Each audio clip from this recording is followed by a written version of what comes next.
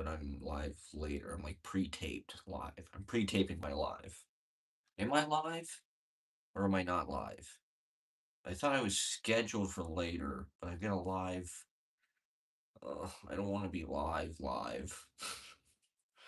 I want to pre-tape my live for later, which you used to be able to do on the YouTube app. I'm not sure what the fuck is going on with it now, but shit. I'm hoping that this is pre-taping and airing later tonight because well, I turned off the chat anyway. So if it is live, then no one will be able to say anything. So that's good. Oh God. Okay. Well, I was just live, but I had to cancel it, and now I'm back, and so I'm starting over. I guess we should just dive into the Iran shit and the Trump shit. I mean, he tacoed. Thank God. It's taco. I mean, I guess it's 2 weeks. Everything's either 48 hours or 2 weeks. There's only two. It's a fortnight. And so he's negotiating with himself, like Iran said. It's like it's all bullshit. Like it's like he was never gonna do anything. It's market manipulation. He's trying to fucking scare them, intimidate them into open the fucking trade. They said it was madman tactics. Somebody said it was madman tactics. There's method. The method is he's trying to like psych them out, I guess, is what you call that. It's don't you know I'm loco? And we don't know. We don't, like, I mean, I hate to say it, but I did have a video back in November or December where I was talking about how Trump had dementia. That was before it was sort of widely discussed. But now, I mean, most people who pay attention can see the guy is like, he's out of his mind. He confuses things. He doesn't know. And so he's not, he shouldn't be. Okay, so I am live. So there is somebody watching. Okay, but there's no chat. See, I was trying to schedule this for later. This damn YouTube app. This damn fucking YouTube app is a pain in my ass because the audio sucks. And I'm trying to schedule this for later. I wanted to tape it now and have it air in a couple hours so I don't get uh fucking steamrolled by my audience, the comment section. Okay, so somebody liked it. So I don't know. I'm gonna try to stick to talking about politics. I want people in the chat asking me about personal business. My ganglion cyst is going down. It looks like since I so that's good news. I really don't know why. I've got more floaters in my eyes. I have all these floaters now. And I finally figured out what a warm compress is. I've had this fucking thing on my eye for like 6 months, more than 6 months, almost a year. Well, they're supposed to go away on their own. And I went to the fucking optometrist or whatever, and they just said put a warm compress on it. They gave me these steroid drop things, which kind of worked. And then they told me to put a quote unquote warm compress on it, which like is what Google said. And I don't even know what the fuck that is. I thought it was a washcloth. Turns out it's a potato.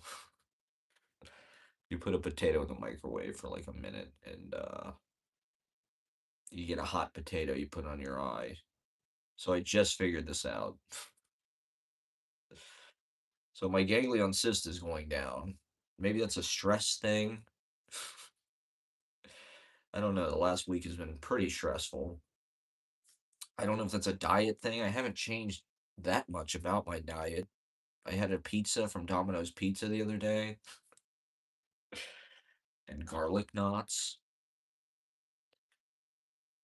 So I'm just living high on the hog, basically. Why not? It's WWI. I'm going to get drafted. There's footage of fucking soldiers in Ukraine who like have got broken legs and shit. They're on crutches and they're still fighting. Like that's how desperate it gets in a war. The manpower, like they will take broken ass 41-year-olds like me with my ganglion cyst and my other weird cyst and my sty in my eye. So I'm desperately warm compressing.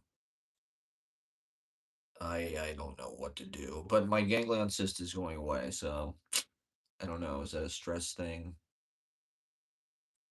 I've rediscovered Trader Joe's. I mean, Trader Joe's, the prices have kind of stayed the same. Everybody's bitching about the price of eggs. Go to fucking Trader Joe's. It's such shit got cheaper. I don't care what they're putting in it. I don't care if it's Soylent Green, if it's made out of people, if it's all fucking soybeans. I don't give a damn. I'll eat the fucking it's cultivated gruel. I'm fine with that. I'll eat fucking Trader Joe's. I will eat Trader Joe's, okay? I love that shit. I fucking love it. And they have some healthy options as far as keeping the citizens alive. Trader Joe's might be some kind of CIA op, but like between Bowl Slop and Trader Joe's has a certain joie de vivre. It's kind of a fiesta in there, and they have a lot of options for just like poor people, fake health food. A lot of good micro. They have all kind of cookies. They have every different fucking kind of cookie you could possibly want. There's some. They have booze. They've got fucking hard kombucha. They got fucking Guinness. Trader Joe's will hook your ass up. And so I'm a citizen of Trader Joe's. I just can't believe I forgot about Trader Joe's, and I've been living. That's why my health crashed because I wasn't relying on Trader Joe's for the basic building blocks of a healthy diet. And I got my gluten-free, dairy-free, allergen-free cupcakes. That is a sustaining life force for somebody like me. That's like a neoliberal. Oh God, Ashley is texting me. Okay, Ashley. Well, love you, Ashley. I hope you're okay. Convalescing. I hope you're just taking it easy. I hope your head feels okay. Your poem was good, so you can still do that. No matter what happens. Yeah, I got the playlist, okay. Damn it, this was supposed to be fucking taped for later. This wasn't supposed to be goddamn live. I'm clip farming here. Damn it. I'm clip farming about the war. I mean, well, I don't know. I meant to go live when before and after it happened, but I've been trying to keep a low profile. Believe me, it's not easy to restrain myself from going live. I would go live every fucking chance I got. If I was really serious, I'd just live stream every goddamn thing. But uh I've been really holding back, trying to save it up. And I mean, Jesus Christ, Trump is manipulating the media cycle. He's teasing. He's two steps in, he's one step back. I don't think he ever had any intention to do any of that shit, really. They just want to scare the fuck out of everybody. 2 weeks. We got a 2 week ceasefire. We signed a 10-point deal. The negotiations are going very well. It's all wrestling. He's wrestling himself. It's all just fucking like it's like when Shawn Michaels could wrestle a broomstick.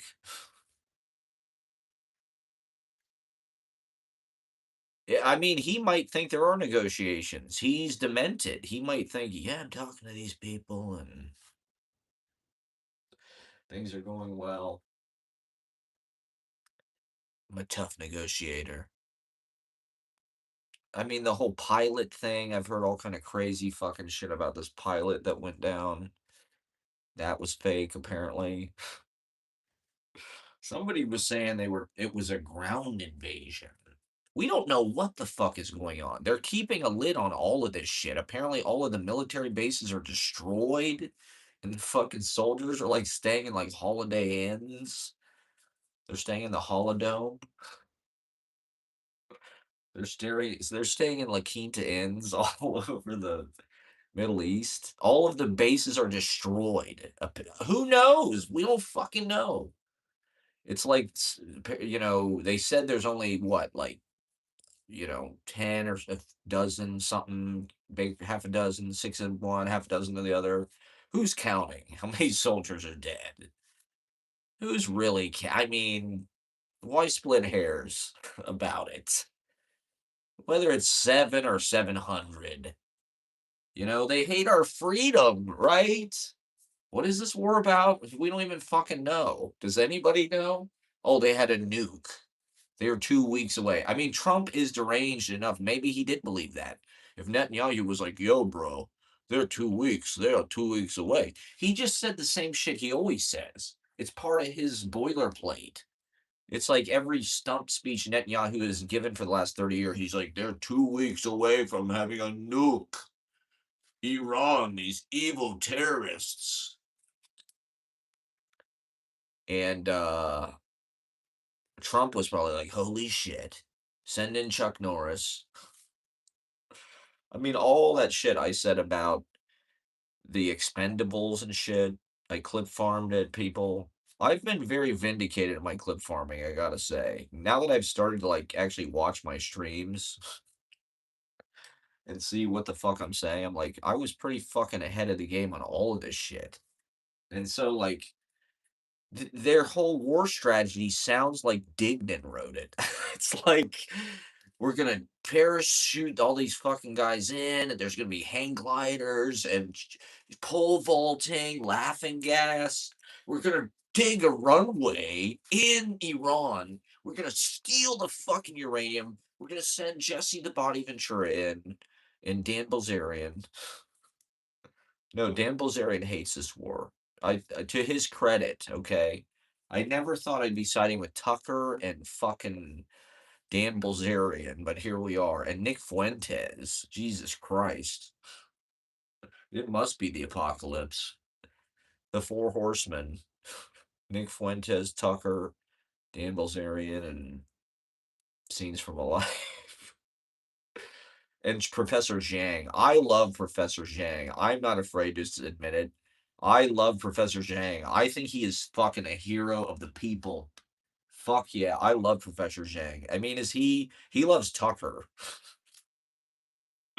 Tucker's one of his favorite journalists. I hate Tucker. I do want to go on the record. I think Tucker's part of the wrestling. It's all wrestling. He gets to be the hero because he's like, I hate this war. He lied. We need a 25th Amendment. I don't even know what the fuck Tucker. I mean, please don't let Tucker be president. They said Tucker's going to run for president. It's like, oh god, that's the only thing that could be worse than Trump.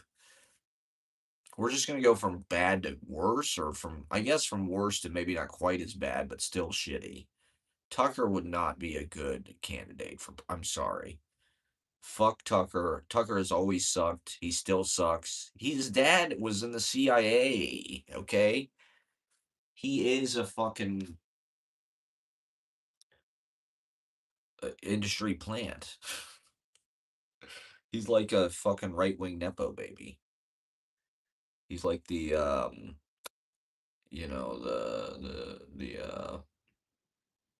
Colin Hanks of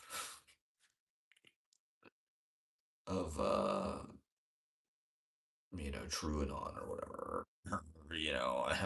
I don't know, the Manosphere. And now he's like LARPing, like he's some kind of like he's Bob Vila or something. He's wearing all this flannel and he's like broadcasting from like the fucking Bass Pro Show. We're live from Dick's Sporting Goods. they all hate Trump. Trump did a heel turn, and it's not going he's not over with the crowd, let's say. It's like when Stone Cold, let me communicate it into terms that people can understand. It's like when Stone Cold turned heel in 2001 or whatever, and he joined McMahon. It made no sense. It was totally unnecessary. He was at the top of his game. People loved Stone Cold, and he was the working class hero. He was the ultimate working class hero, kicking his boss's ass. And then he joins his boss. It just made no fucking sense. Trump's heel turn. He didn't. There was no massaging. There was no messaging. It was just like an old guy backing his car into something. Like, oh, fuck the traffic lights. I do what I want now. I'm 83. Fuck it. I live this long. He thinks he's God. He thinks he's infallible. He surrounds himself with sycophantic yes people. And here we are. I mean, thank God he fucking. What if he's just like psych and he hits the nuclear button anyway? Psych. What did he say? We're gonna fucking. I mean, his tweets were like, that's all these fucking people are talking about. People are just shitting his pants about these fucking Truth Social posts. It's like it's a fucking post. It's about as serious as anybody's posts. It's just Trump happens to be threatening nuclear holocaust on, the only living planet that we're aware of in the entire universe, the only cognizant existence in all of creation. Trump is playing with it like it's his fucking fidget spinner. He's playing with it like it's fucking one of those Office Max buttons. That was easy. That was easy. Trump is so yeah, his fucking Truth Social posts. They're like drunk dials or something. He's delirious. He's got dementia. He's probably on some kind of fucking pills or something. People, everybody, I think this is just a fantasy people have about dictators, but everybody's always talking about how he died. People thought Netanyahu died. Oh, he hasn't been on TV for a week. He's dead. He's at Walter Reed. Trump's deteriorating quickly. It's like, I don't know. I don't think so. I think we're not going to get that lucky. I mean, he definitely looks like shit. He definitely is like not, we none of us are. He's stressing us all out. It's too fucking intense.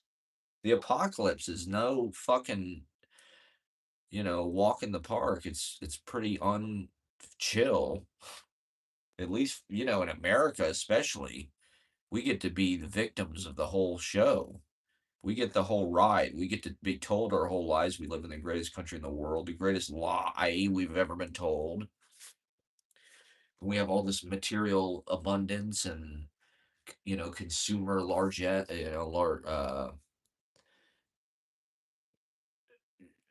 uh, accumulation. Americans just have everything. We had an incredible universe, and now we're just gonna face plant as a nation, big time, and we'll be lucky if everything doesn't collapse in the whole fucking planet. He's fucking with everybody else's shit too. So sooner or later, one of these other countries is gonna step in. I mean, these Islamic people do not take kindly to people making fun of their prophet and their religion. They don't like people being flippant about it, and if you portray Muhammad, they'll like declare a fatwa. If you do a political cartoon where you like draw like a figure of Muhammad, like they will kill you. They'll bomb you. Not to be a racist stereotype about it, but like Charlie Hebdo and shit. And so Trump's just like Allahu Akbar. On Easter Sunday, Trump says Allahu Akbar. Who's more Islamic? Barack Hussein Obama or Trump? Even Obama never said Allahu Akbar on fucking Easter Sunday. Open the fucking strait, you cocksuckers. The good news is you're fired. That's Trump's foreign policy. That was Project 2025. He's been sent downtown from Mitch and Murray. He's here on a mission of mercy.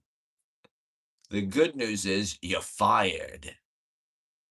The bad news is all of you got Greenland, Venezuela. The good news is you're fucking fired. NATO, you're fired. And he's fucking us all over. The era of America is over, people. It's fucking over. They're telling us to get our bases out of there and shit. I mean, I know people hate the bases. People hate American imperialism, but like we're seeing right like the reasons for that. It was way to create a stasis with like the nuclear standoff to prevent proliferation.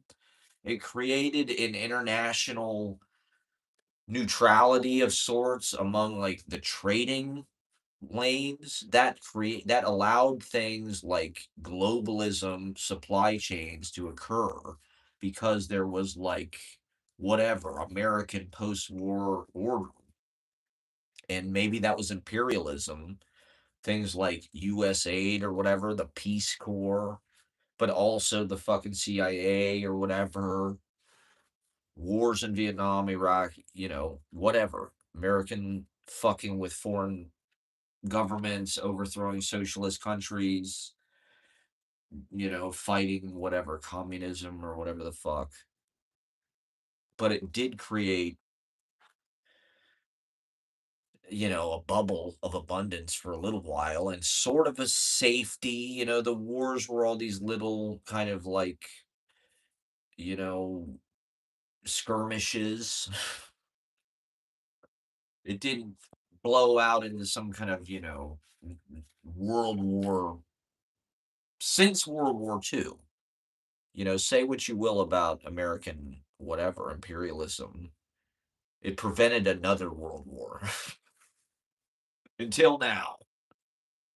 And I think it's no coincidence that the people that are doing this are like Trump 1946, Biden 1940. They were born right after World War II.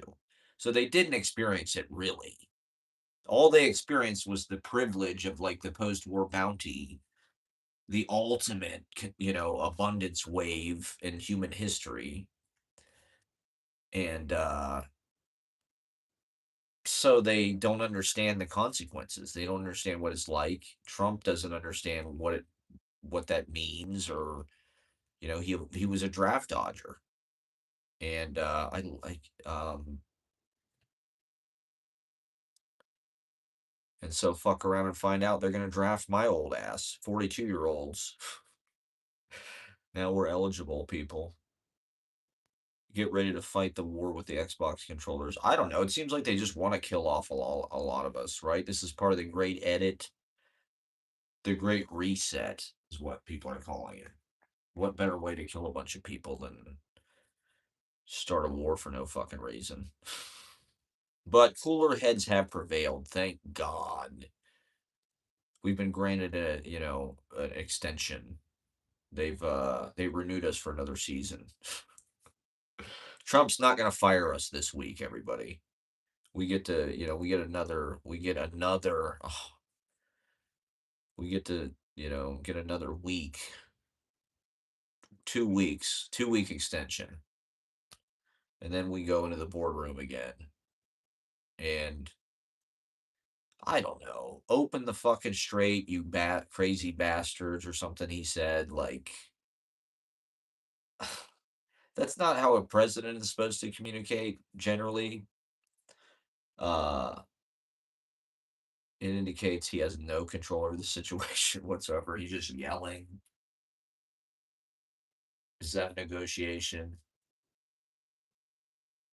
I mean, he's threatening to destroy their entire civilization with a fucking Truth Social post. I mean, like, we can be pretty impulsive, but like, who does that? You know, like who's willing to like nuke their entire fucking and well, the other thing is like I don't know if that's even really a credible threat. Like as we've seen, like does the United States even how would they do that? Like they're gonna nuke a like it's a huge fucking country. I think they said it's like Texas and California combined or something. Like it's a massive land, and so it's like he's claiming they're gonna just like wipe out their entire civilization. It's infrastructure day. We're taking out the bridges and the power plants. You know, he's threatening war crimes on Truth Social.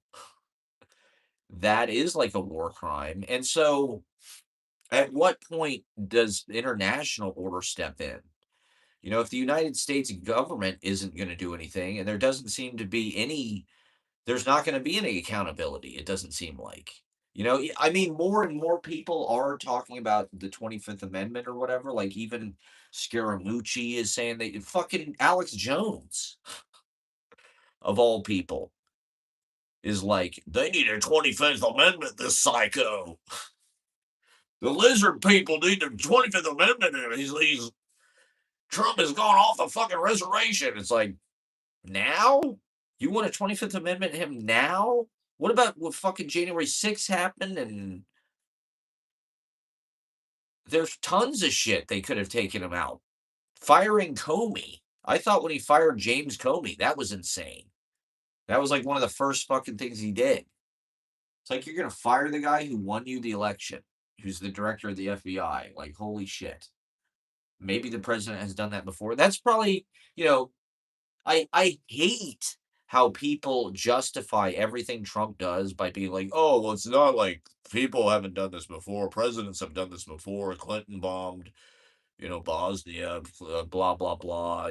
Nixon did it. This guy did it. This guy did it." It's like no one has done it on the scale that fucking Trump has done it. I'm sorry. Like you can't just justify it by being like, "Oh, fucking."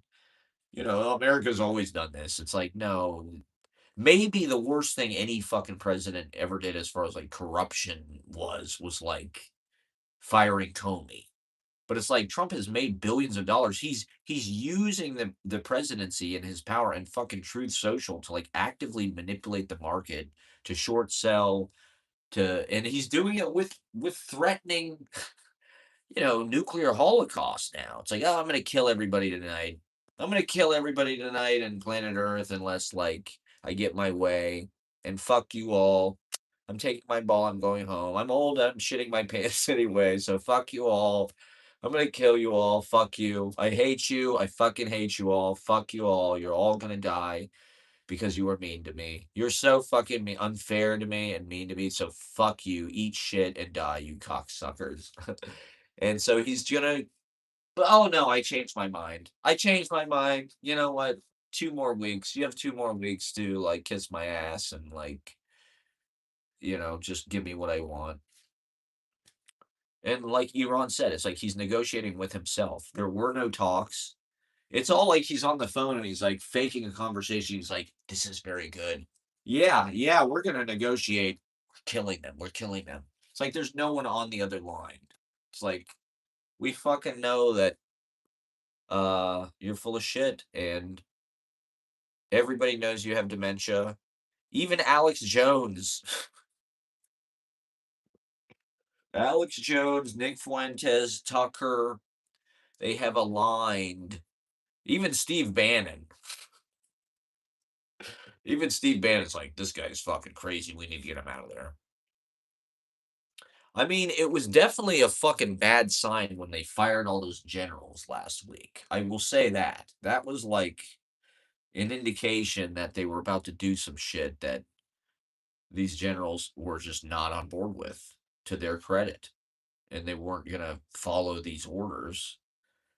And I mean, Professor Zhang said it's likely that there will be a ground invasion of Iran, but he doesn't think they'll use nukes.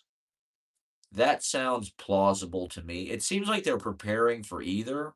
Even Germany, right? Germany fucking has this thing now where it's like their adult, like, male war age guys cannot leave the country for, like, longer than 3 months or something now because, like, there's the possibility that they are gonna be needed to be drafted. Like, these European countries are, like, starting to take this shit more seriously. I guess they'll probably start to have militaries that are more like Israel's or something, where it's, like, mandatory service or 1 to 2 years service or something.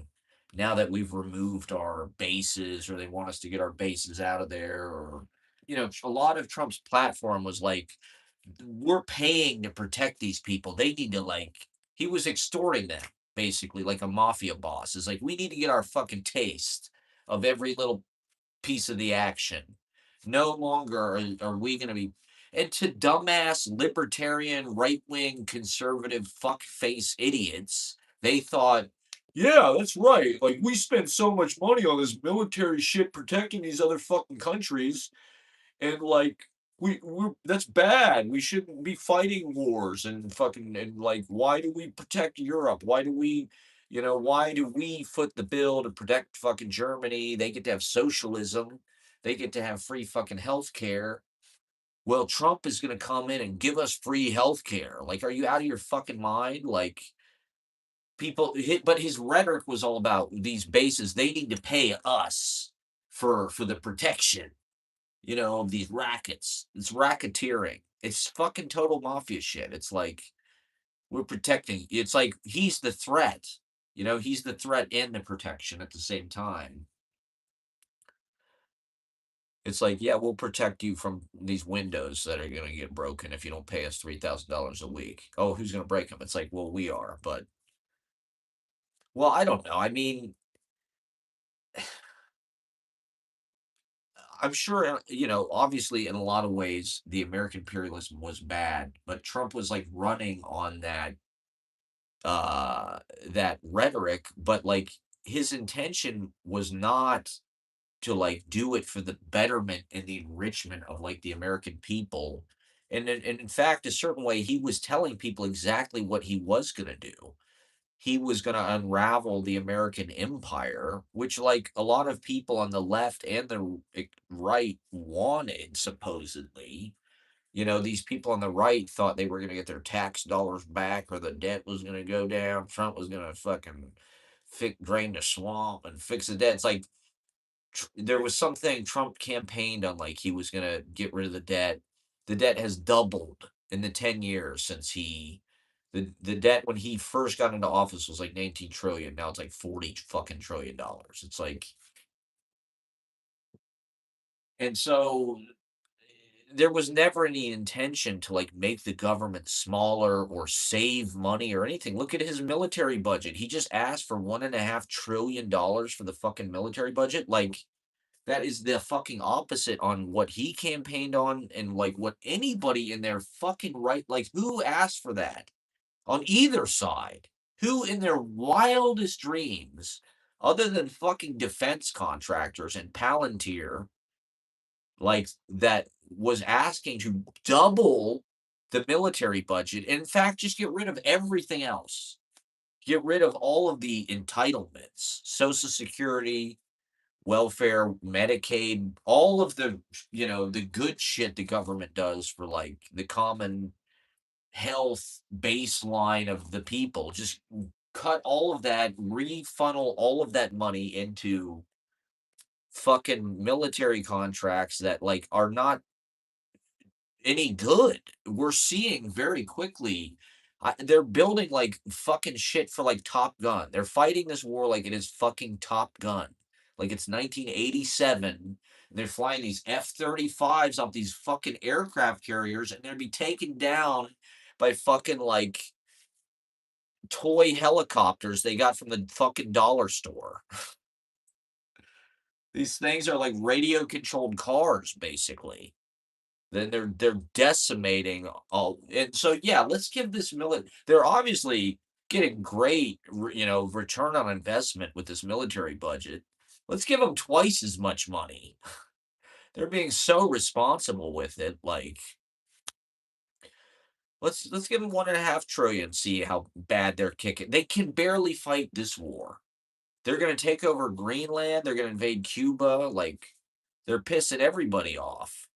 It's like they're gonna fight Russia, they're gonna fight China, like, they can barely fight this fucking war. They can barely get it up for this fucking war. You know, America, Uncle Sam has got erectile dysfunction, okay? He's got a limp ass dick. The Cialis is not working. It's fucking placebos. And they're just funneling all this fucking money into their own coffers, the transnational security elite, as uh Julian Assange said.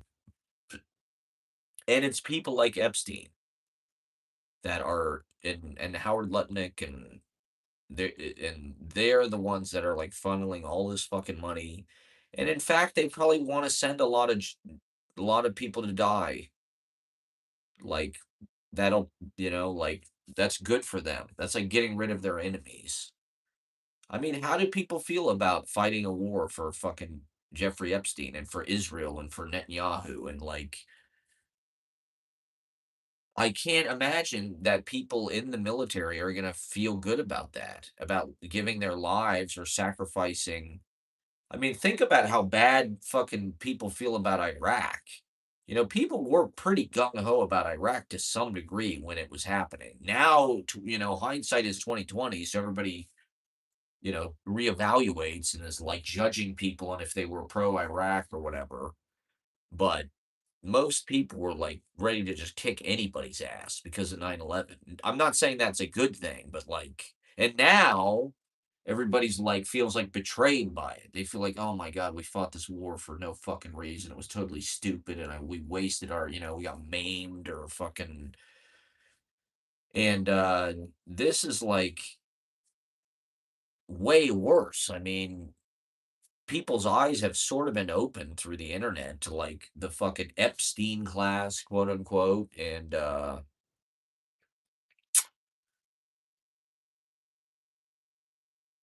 one thing that unites all these like right-wing manosphere people is kind of just like they hate Israel or like that was their whole thing was like they they don't want to be taken advantage of by Israel. They don't want to like the American people to be like stooge for Israel, stooling for Israel. Um Man, to some degree, I just think it's anti-Semitism. Nick Fuentes or Tucker or whatever. It's like, they're just anti-Semitic kind of primarily. But Trump, it's like he's not like that. I mean, if you pay attention, it's like he was buddies with Netanyahu the whole fucking time. Jared Netanyahu. It's like he loves fucking Israel. And look what he's doing. He's fighting a war on their fucking behalf. And he knows he's got the world fucking on fucking eggshells.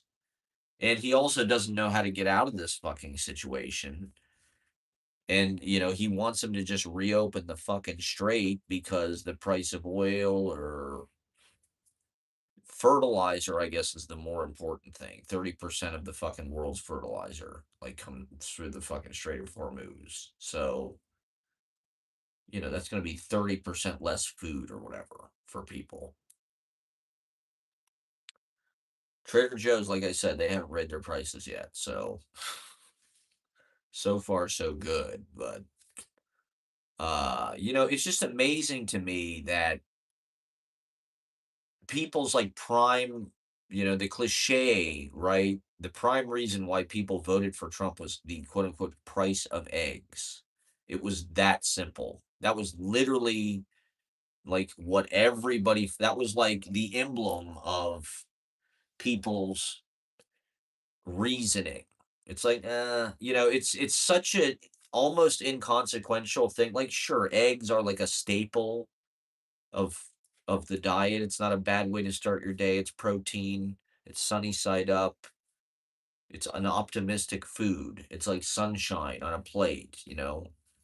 It's wholesome, but it's also farming and it's American. It's like Bob Evans. The price of eggs. And the thing is, they weren't even that much. It wasn't like eggs were like $50 or something.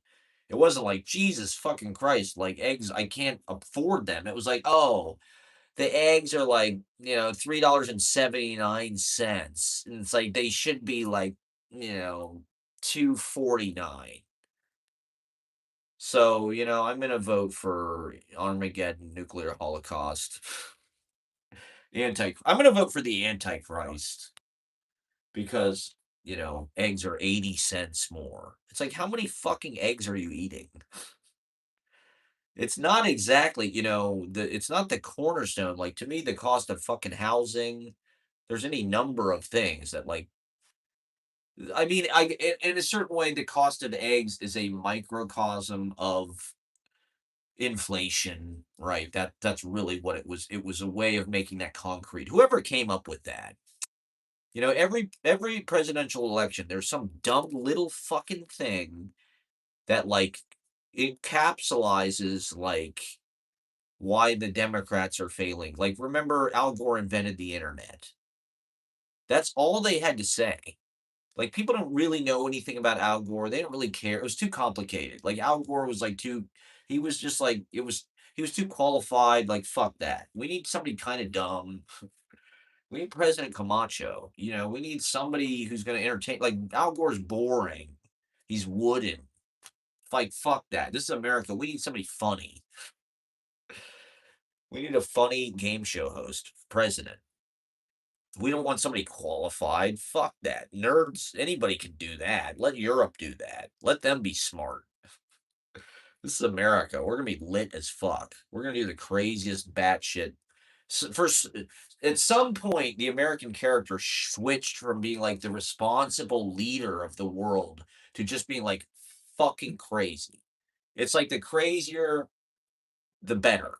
People just worship like insanity, like Johnny Fairplay. It's like when America turned heel, when Vince McMahon poisoned the fucking water supply and made everybody worship the bad guy, and everything. It became more fun to be, I don't know, just like indulgent, sinful, like Trump, just like a piece of shit, a villain.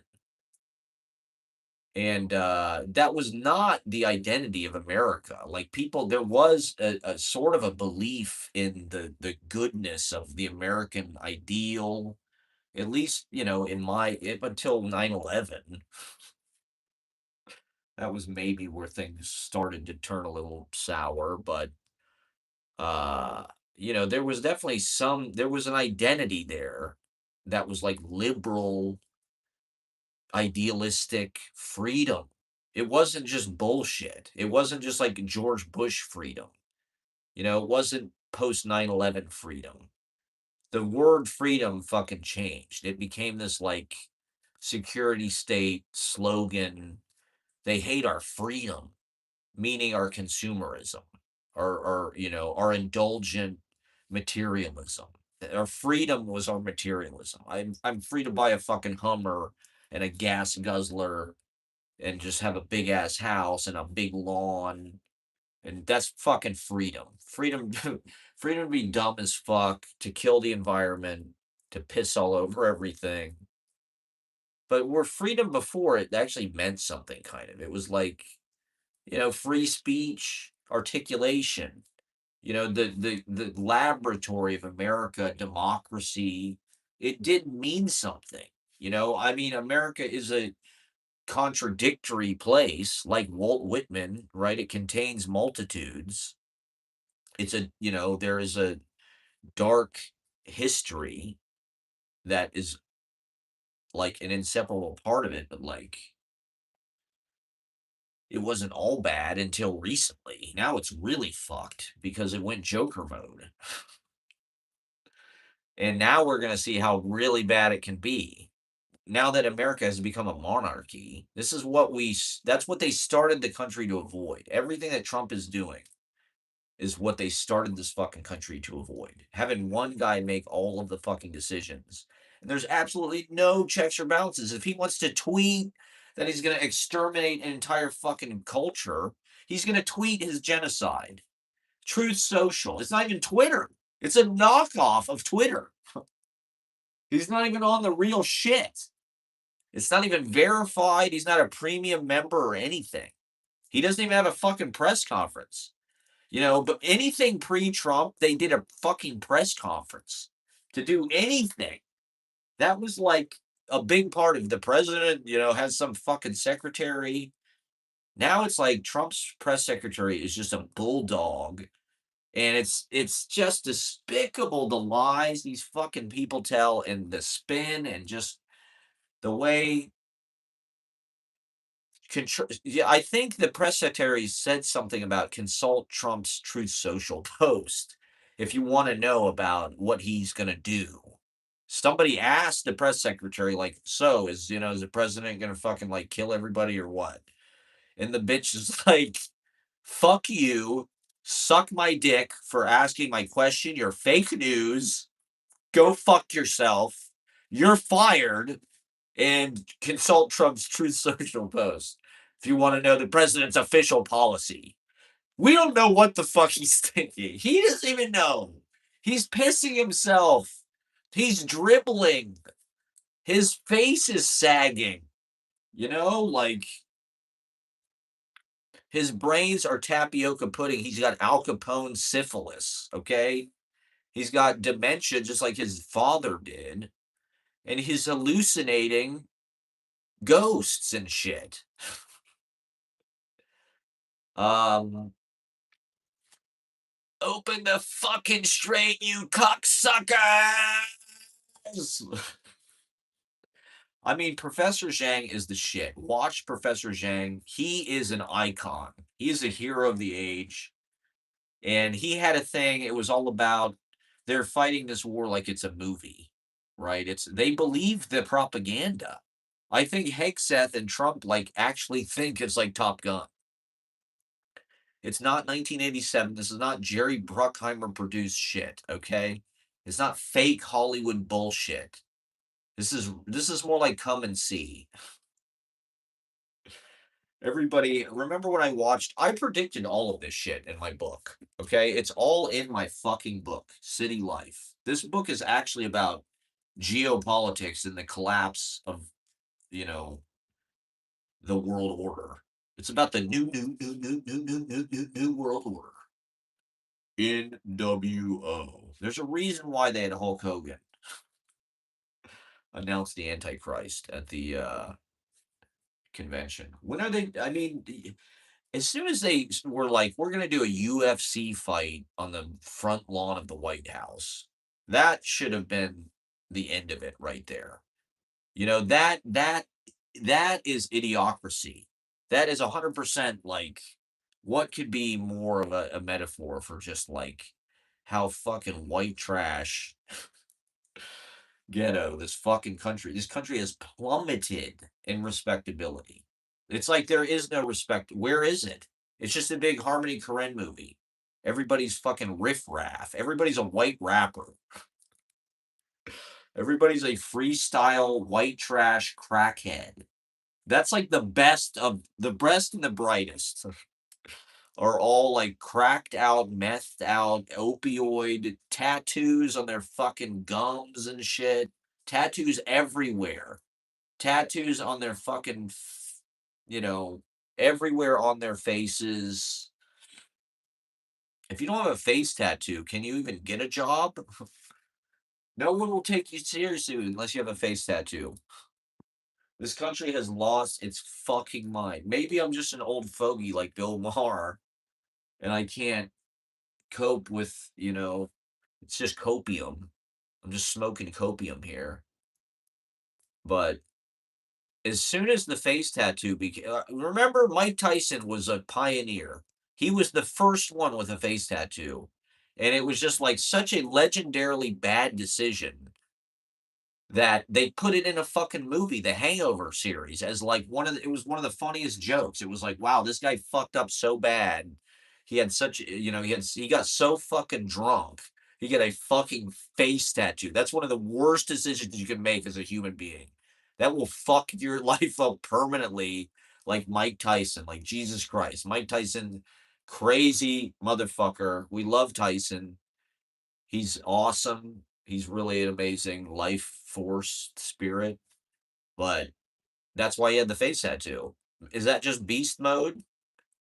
That's just what fully realizing your tribal potential is like, as just like a peak masculine, roided out. That's what actual manhood looks like, not like these soy boys. There was this kid from our school, Jeremy. Well, I won't mention his name. He was like one of the cool. He was kind of like Vanilla Ice or something in fifth grade. And I'm driving my car one day and I'm at a stoplight. This guy comes up and knocks on my window. I look out. It's him. He's got a face tattoo just like Mike Tyson. And he's like asking for money, asking for a ride. It's like the face tattoo thing. I don't know. I guess I'm a conservative. I've got more conservative style than that, but it's to me, it's part of in the indicative of the degradation of this fucking country. It's just stupidity celebrated, and that's why we have Trump. I don't know. It's you can't. There's consequences. You can't just pollute everybody with bad media. Jerry Bruckheimer movies and fucking Bad Boys 3. Not to blame Bad Boys or anything, but this country's just like not serious. It's a bunch of man children. What's that thing? Everybody's 12 or whatever. Now, Europeans, those people are sophisticated. They're adults. I don't know. Even they dress in like a bunch of Under Armour and ugly shit now.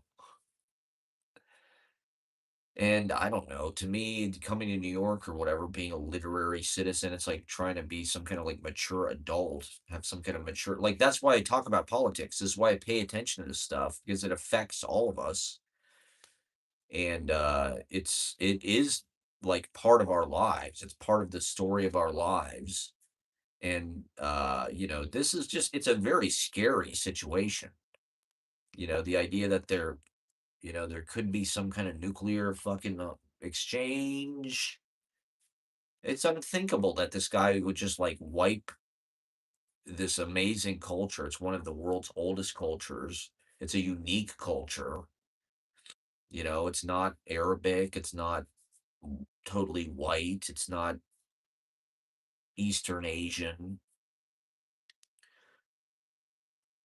And as we're seeing, I think, it's a sort of a coming out moment for Iran on the world stage as like people, I don't know,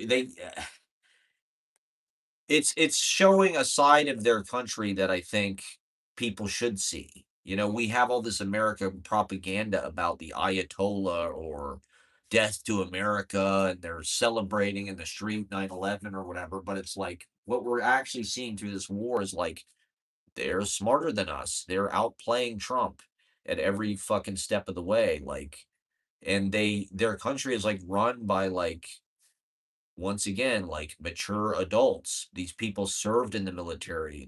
They have high IQs. They all have PhDs and shit. They're like engineers. They're like rocket scientists. Like they're not just a bunch of fucking reality show hosts and celebrities and Fox News hosts and Linda McMahon. And it's like I guess that's part of American power is like fame and celebrity and show business, but it's just weird how that's, like, become more important. I'm not saying, like, that should be maybe a factor in our democracy or something, but, like, it seems to be, like, the prime factor in a lot of Trump's goddamn hires. They're all kinda like, if you're not famous, it's like, well, you're nobody. You're a nobody. Alright, let's walk into this other room for a second. I'm gonna smoke here, people. I'm nervous. I got 4 people watching. This is, like, a huge audience for me. So I'm trying to, I mean, we're trying to sort this fucking out. Oh shit, maybe I shouldn't do that. No, I shouldn't do this on the internet. Maybe I'll hit my vape pen. I got this fucking vape pen. Uh, Here we go. Where is it? Where is it? So I don't have a proper place to sleep yet. I've got an air mattress, but I have no pump. And I hate air mattresses. I really wanted, like, it's just like you can't find a good cot or so. I just want a mattress. I don't necessarily the air mattress, it's too soft. And you just feel like so transient. You just feel like shit on an air mattress. You just feel like this is not you feel like you're camping or whatever, no matter where you are. And I don't even have a pump for it. So I bought it at the fucking Target on Avenue A. And in the store it was like $17, but if you bought it online, it was like $12. So I actually bought it online and then went into the store and picked it up, which like they incentivize you buying it online for some reason. It's like they want to use the store almost like it's an Amazon delivery place or something. It's like, yeah, you can just buy it online and you go in the store and you pick it up. Even though it's like it's fucking on Avenue A and 14th Street, but like it's a big ass Target. You go downstairs and there's like fucking all of the Target shit that, they got fucking air mattresses. They got clothes, they got baby clothes, they got fucking electronics, they got fucking PlayStation 5 shit. Oh my god, I gotta hit my vape here. Vape life, people. Everybody at home, hit your vapes. So it's National Poetry Month. We had the open mic last night. It was fun. I read my poem, Tadpole. But I did not smoke weed beforehand. I only hit my vape, so I'm trying to be a little bit more. So yeah, my book predicted all of this. I called my book in 23, I think, War Commercial. That was when we were watching all these fucking World War II movies.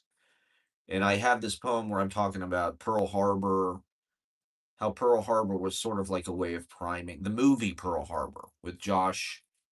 I saw this video about how Spielberg and Tom Hanks were like propaganda to rehab the American military's image after Vietnam and whatever else. And they were saying that, like, the number of visitors to Normandy every year was like, I don't know, 50,000 before Saving Private Ryan. And after Saving Private Ryan, it was like 3 million. And, Tom Hanks and Steven Spielberg really did have like this coordinated effort. They made all these fucking World War II movies and Schindler's List, Saving Private Ryan, Band of Brothers. And I'm not sure if Spielberg was involved with Pearl Harbor. I don't think he was. But Bruckheimer, I don't know, is like one of the fucking propagandists of the apocalypse and some kind of weird Christo-Judean Armageddon. I mean, he literally made a movie called Armageddon, and it had all of these images of the end of the world, buildings collapsing, skyscrapers, pre 9/11. It was almost like it was like the deck. It was the pre-visualization of night of like that type of cataclysmic uh media apocalypse porn. And then Top Gun. Top Gun is something I've been thinking. I haven't really seen either one of them that much. I think I've seen the original Top Gun in bits and pieces, and I did not see the sequel, but apparently the sequel was just like almost like an ad for this war in Iran. Or it's like it's basically about having a war with Iran, but uh it's not really specific about that. Like I said, I didn't see it. But it does seem to me like Top Gun, and I think they've acknowledged this as such, is it's basically like a 90-minute commercial for the Navy or whatever, and flying fighter jets. So it's like enlistment propaganda. It's just a big fucking commercial. And, I mean, that was something I saw in the comment section is like, all these people joined the military after Saving Private Ryan, after these military movies, thinking, oh, it's going to be like that. It's going to be fun. I mean, even fucking Trump thinks it's like World War II. It's like we're going to storm the beach at fucking Card Island. Like it's fucking D Day. He thinks it's fucking Patton. So everything he knows about is from fucking movies. Whereas like the generals, you see them in real life, they're not like in the movies. They're more like scientists or something. They're very like reserved and calculating. They're not like Pat. They're not like chewing tobacco and fucking like wearing jodhpurs and shit. They don't have like riding crops. They're more like responsible. They're not charisma hires like Trump. They are hired because they're like scientific or whatever, responsible, calculating about what they do. They're not, or at least, you know, that's what they're trained to do, to be strategic. It's not necessarily like Napoleon riding into a fucking battle anymore. Like you don't need some kind of like charisma. I don't think so. Like I don't think the general, they don't necessarily, it's not like Henry V. They're not necessarily, it's not Independence Day. They're not there to like give some kind of weird like pep talk or something. It's like I imagine the army is so like programmatic and just like getting a bunch of memos or something. Yeah, it's probably a huge bureaucracy at this point. And so whatever the general, I mean, even Colin Powell was a very like wooden kind of boring guy. He wasn't like, fucking Don King or something. Trump is more like Don King. It's like we elected a fucking chia pet. Or what are those things? The troll. They had the troll hair. Trump is like Don King. Or like I saw this video of Al Sharpton on fucking Saturday Night Live, and they did a skit with Al Sharpton that was like the Trump skit where it's like he had a restaurant. There was a Trump skit where he had like a chicken restaurant or something, and all of the comedians are so pathetic, where they're like, they're there with Trump, like singing this fucking song about him. It's like you people are fucking pathetic. You're like kissing the ass of like the devil on TV, and you're like all proud of it. Like fuck you, Amy Poehler. Fuck Good Hang. Okay. But I'm like Al Sharpton was kind of at the time he was probably like equal media figure to Trump. He was on MSNBC. He was kind of actually well liked at a certain point, believe it or not. In the early 2000s, I forget what he did, but he did something that like people kind of liked. And so Al Sharpton, even though he's like a New York kind of hustler, he had this kind of like people kind of revered him a little bit. And he had like he hosted Saturday Night Live. He was hot for a minute. I think he ran for president. Maybe that's why he kind of got far in the presidential. But Trump is basically like that. He's like a Don King fucking he should be on Celebrity Apprentice. You know what I mean? Trump would be like on Hollywood Squares or something. It's like he's not necessarily if he wasn't hosting Celebrity Apprentice, he'd be like Charo. It's like there's Charo, there's D. Snyder. Trump would be like on the Surreal Life or something if he wasn't, gonna nuke Iran. Can we get him on some other kind of reality show? Can we just get like an Osmonds type show with Trump family where he's not the president, where he doesn't have the nuclear codes, where he's not keeping the nuclear codes like in his garage at Mar-a-Lago? Well, they said Trump showed some documents that like only like four people have clearance to see. He was just like showing a bunch of people at Mar-a-Lago, like, hey, check this shit out. It's like it may have been the nuclear codes. Trump may with his dementia and is just like wanting to fucking brag about like check this shit out. Check, you know what that is? That's the fucking codes, bitch. Look at it. Check it out, Roger Stone. Isn't that fucking crazy? You want to see some real shit? Bam! Look what I got. Meanwhile, like, Pete Hegseth is, like, sharing it to his Instagram stories. Humble brag, another hard day at work. Nuclear codes. So we're in good hands, people. It's in God's hands. It's Jesus take the wheel. We know you don't worship Jesus and there's separation of church and state in this country, supposedly, but it's a Jesus take the wheel moment, okay? The Christian fundamentalists are we're doing this shit, okay? We're not fucking around anymore. There's no more foreplay. It's Armageddon time. Jerry Bruckheimer made the fucking movies. We made the Top Gun movies so all the children would see them and want to be like Tom Cruise. They want to be a 5'7" leprechaun, magical, stunt man, method actor, the last of the barman poets. Tom Cruise. Tom Cruise does this incredible poem in Cocktail. Of course, he's a poet in Cocktail. He's a bartender poet. So it's really a movie about poetry, actually. And he reads this poem that's just total doggerel. It's just doggerel about being a bartender. And it's like it's like his rock star moment. He's like in this for some reason Cocktail, like the movie, like these bartenders are like they're like rock gods.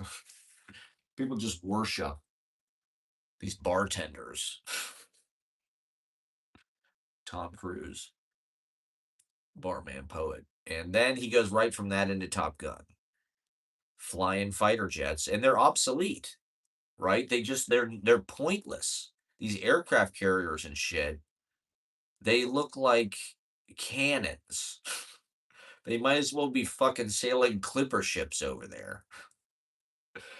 Sail the Spanish Armada into the Strait of Hormuz. That's like our technology now. It's like they're literally using fucking radio controlled cars to take down fucking the Iceman and Maverick.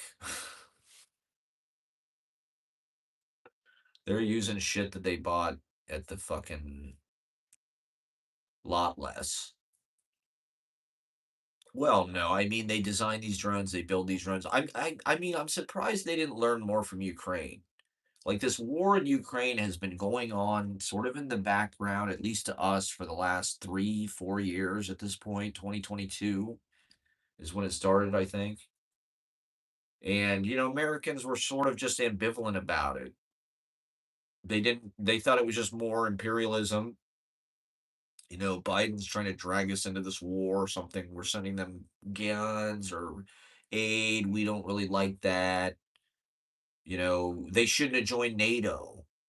That's a threat to Russia. So Russia had a right sort of to invade them. There was a lot of convoluted, and a lot of it came from Tucker and Jeffrey Sachs, and now all these people that are shitting their pants because Trump is invading Iran and wants to nuke Iran. It's like, well, you people kind of enabled this by claiming that Trump was the peace candidate and he was going to be more neutral than Biden and the war hawk Kamala. Like they were the ones that were going to cause World War III with their reckless policy of helping Ukraine defend themselves. Holy shit. And of course, October 7th in Gaza just exaggerated that same feeling. Where all of a sudden, even though the United States was not really directly involved in any of that shit, it's just our hands were sort of tied to support them, or the narrative traditionally is like those are our allies or something. NATO are our allies. Israel, for better or worse, is our ally. Um, and definitely that relationship needs to be called into question. And it's good that people are looking at it closely and reevaluating it and actually holding them to task and saying, fuck this on both sides. People are saying, fuck this, we don't support this.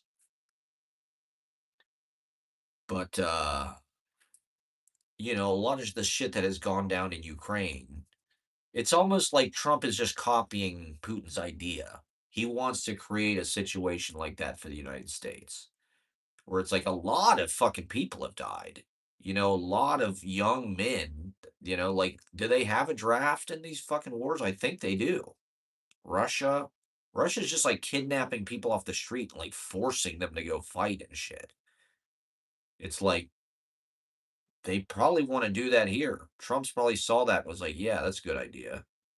Let's just go kidnap all these fucking kids who are on their asses playing Call of Duty. Kidnap all the 18 to 24-year-old pizza delivery drivers and incels and kids playing fucking Xbox Live all day. They're not doing shit. They're all losers. They all live with their parents. They can't get laid. They're the biggest losers in history. They deserve to die. In Trump's book, they deserve to die. They're losers. They can't cheat their way out of it. Somebody said if there's a draft, half of the military eligible men between the ages of 18 and 24 will flee to Canada or Mexico or somewhere else, which, like, I find that hard to believe. Half? I don't think it'd be half. Is that what happened during Vietnam? I don't think it was half. Like, maybe some, but, I don't know. I don't think a lot of these people have the initiative, to be honest. It's hard to even during 9/11, even during Afghanistan and Iraq, there wasn't a fucking draft. They weren't trying to drag ran through ass, broke ass, chopped and unk 41-year-olds like me into the shit. Not enough. They had, soldiers of fortune for that. Everybody was like a privatized. They had to, if you wanted to go to college and you were poor and you didn't want, that's probably part of the reason why they created all this student loan debt is they wanted to leverage that. It's like, well, you can go in the military or else you can come out of college with $100,000 plus of student loan debt. And maybe you'll get a job, maybe not. But for that 4 years or 5 years or 6 years or whatever that it takes you to graduate, you're going to come out with six figures of debt before you're even an adult, basically, at an interest rate that's not, I don't know. Or you can join the military and, like, they'll pay for it for you, but all you have to do is go to Iraq 6 times and be in a Humvee when it runs over a landmine and watch your buddies get blown up right in front of you. But you get to go to college for free at the state school of your choice. And if you survive, if you survive, that's the deal. And a lot of people did do that. I knew a fair amount of people who were in the global war on terror, to be honest. And I knew people that, like, it did fuck their life up and kind of end them. I know a guy who was in a Humvee that blew up in some fucking place, in Iraq. And he came back and was riding his motorcycle real fast and got into a crash and died. I guess the two are maybe not totally related, but uh now they're gonna draft. I mean, I literally saw some video of some guy in Ukraine. I think it was a Russian soldier fighting. He had a fucking cast on his leg, was bleeding. He was on crutches, fucking in some, gun battle with somebody. When I saw that, I was like, Jesus Christ. Or, there was like footage of some old guy. There's literally some old guy that's like in a military like uniform, like fighting and shit. Like an old guy with gray hair and a beard. I'm like, Jesus Christ, that could be me. I thought I was past the age of fucking. I mean, that was one of my worst fears before I became an adult was like getting drafted. We watched this movie with Clint Eastwood, Heartbreak Ridge, which is all about boot camp. And Jesus Christ, it just looks like a nightmare. I mean, as a lazy person who hates running, this whole fucking movie, Heartbreak Ridge, Clint Eastwood is like a drill sergeant. Watch it. It's maybe he directed it, but it's just all about how the military sucks ass, basically. Sort of like Full Metal Jacket. Full Metal Jacket's another boot camp movie that's just like the military sucks. I mean, I've never seen. They try to make it look cool in some movies, like the fucking Dirty Dozen or The Longest Day. They make it look like it's like this adventure. It's like it's not an adventure. It's a lot of running. It's all this running. They just do all this fucking running and like chanting. I don't know, but I've been told. The whole fucking movie, he's like, now you're gonna run 7 more miles, you fucking cocksuckers. I mean, the stories my friend told me about boot camp, they put you in the shower and they like pump a bunch of gas into the shower that like makes you like cough and like you can't breathe. It like burns your eyes. It's like, what good does that do anybody? I wouldn't survive. I'm gluten free. I've got too many allergies. I've got too many food allergies. I can't fight. I can't fight in World War III, okay? I got too many food allergies. And they made a special. They went out of their way to be like, we will draft potheads, okay? We don't care about your weed. We decriminalized it. We decriminalized it specifically so we could draft you because we just need bodies. Donald Trump, the ultimate and the ghost of Jeffrey Epstein, the last fucking people on earth who have the right to send anybody into a war. I mean, what a twisted, dark thing it would be to die in a war you are forced into by Donald Trump. I couldn't imagine more of like an EC Comics like 1980s movie like that's just like the ultimate twisting the knife like ironic. That's like Sin City. That's like Frank Miller or something. Like we literally live in that Frank Miller Sin City fucking comic where it's just like the politicians and everybody are the clergy are way more fucked up than you could even imagine. And Donald Trump, the draft dodger, disrespecter of anybody who has committed military service, biggest fucking coward on the planet, running his fucking mouth, never had any consequences for anything. Uh is going to be the first president to reinstitute a draft and in fact draft a bunch of broke ass millennials, a bunch of ran through cracked. I mean, we're too busy running our craft beer breweries. I'm too busy living on my 5 over 1. Can I ride my fixed gear bicycle in Afghanistan? Or where are we going? Where are we fighting again? Which fucking country over there have we not fucked up? We fucked up Iraq. We fucked up Afghanistan. I mean, if you look at it, it's like Afghanistan's here, Iraq is here. What's in between? Iran. So we've been wanting to get in there. I don't know why. Why did these fucking neocons hate Iran so much? And Trump wants to destroy this place. It's a beautiful country. There's beautiful palaces, beautiful mosaic tile work, and ornate thousands of years of history. How dare this asshole, act like he's just wiping his ass with it. Like, oh, I'm gonna have to destroy this entire civilization tonight. What are you gonna do? I don't want to do it, but they're gonna make me. I'm sorry. They're not gonna reopen this fucking strait. We're trying to get them to reopen this fucking strait. They're crazy bastards. He's like, it's dialogue out of a fucking movie from the 70s and 80s. Like, reopen the fucking strait. That could totally be in Die Hard. That could be Hans Booby guy.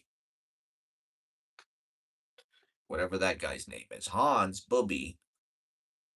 That he is our president now. Hans Booby. Reopen the fucking strait. You deranged scumbags. I mean, we're not surprised at all. Like, it's all just theatrics. He's dramatizing it. Iran's not even listening. There's nobody on the line with him. He's like, "Oh, we're gonna by 8 p.m. Tuesday." Why 8 p.m. Tuesday? What's the significance of that? Does that have some kind of market significance, or I guess it's almost halfway through the week, or basically by 8 p.m. Tuesday, it's almost Wednesday. So that means he can string it, he can kick the can down a little bit further. It's just like procrastination, you know? He's like a kid. He hasn't really done his homework. He's trying to feel it out. He's trying to like feel what the next move is. He doesn't really know. It's getting worse. It's like every day your paper's late, you lose an entire letter grade. But it's like, fuck. He doesn't know what to do. He can't really win. He can't really nuke them like he wants to. He can't just kill all of them, just because he made a Truth Social post about it. But, what is he supposed to do? What is he supposed to do? These fucking crazy bastards. What does Bill Maher think? Um, it is refreshing to hear people start to talk about removing him from office and that he's dangerous. Tweeting the F word on fucking Easter Sunday. Does that appeal to his hardcore Christian conservative base? The sacrilege and the blasphemy? I remember when I was a kid, my grandma did not like us to say God because it was taking the Lord's name in vain. And that was like any time. Anytime we said God, our grandma would go, "Don't take the Lord's name in vain." She would literally say that every fucking time. Or there was some other thing she did, some kind of like prayer. She'd be like, "Da da da da da, don't take the Lord's name in vain." It's like, now here's the president, the chosen one, the one who talks to God directly. You cocksucker motherfuckers! Open the cocksucking straight. Your mother sucks cocks in hell, Ayatollah. Inshallah, praise Allah. Death to America. Me make poopy go boom boom. Kill everyone. Ah. I mean, I think Professor Zhang, whatever he predicts, he uses game theory or something, whatever the fuck that is. So he's weighing the odds about, I guess, strategically, whatever is in the best interest of these people to do. And to some degree, there is like, I don't know if I'd call it 4D chess, but there is like a deeper thing going on where it's like they're trying to secure whatever the oil because he knows it's his last ditch effort to sort of retain dominance over China and Russia. If he can get the oil, if he can get Cuba, Venezuela, Iran, and get their oil, then like he can control, like China gets a lot of their cheap energy from Iran. And it probably also benefits Russia at the same time, I guess. If the price of oil goes up, Russia's oil, like it's financing the war in Ukraine. Putin all of a sudden has all this new money because the price of oil is $180 a barrel or whatever now. And so he has billions of new dollars to buy a bunch of fucking toys and shit to blow people up. Zelensky, and fight against Zelensky, the comedian. See, that's an example of like a heroic comedian. Is that going to happen here? Is Colbert going to be like the president of the when we secede from the United States to fight Trump? Is Colbert going to be the president, or Jon Stewart? Jon Stewart and Colbert. I mean, Ukraine literally has a fucking comedian president. I guess we do too, but we have like the dark comedian. We have the bad boy roast comic. We've got President Andrew Dice Clay. He's worse. I mean, Andrew Dice Clay is pretty chill. I mean, Trump is like, I don't even know. I don't even know if there is a comedian that's like darker than Trump. I mean, is there a comedian who's more racist than Trump? I don't think you get away with it. Like, Trump is, like, actually racist. That's why people liked him, because he said shit that you're just like, "Whoa, look what he said about the wall," or whatever. Mexicans, MS-13, they're eating the cats. Wasn't that hilarious? Remember, they're eating the cats? Ha ha ha ha ha ha. Ay, ay, ay. This guy will say any fucking thing to get attention, including, we're gonna bomb them to the fucking Stone Age, or we're gonna destroy their civilization. I don't want to do it, you know what? We're gonna give them a 2 week extension. We're gonna give them a 2 week extension. We're gonna give them a pass. They survived to the next round. Omarosa, you make it. JT, you're fired. The generals. I mean, I don't know, man. I think the ground invasion is probably the way that they're gonna wanna go, because it's like a long-term drain on resources, which is what they want, but he keeps threatening the power grid and the desalination plants. No, the bridges and the power grid. Destroying all the bridges and destroying the power grid, which is like he's literally telling everybody he's going to commit war crimes, because tens of millions of people will not have drinking water, they'll have no power, they'll starve to death, they'll die.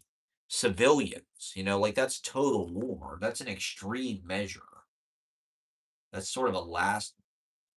I mean, he's threatening that by getting them to, like, I guess, piss their pants and capitulate, but they're calling his bluff.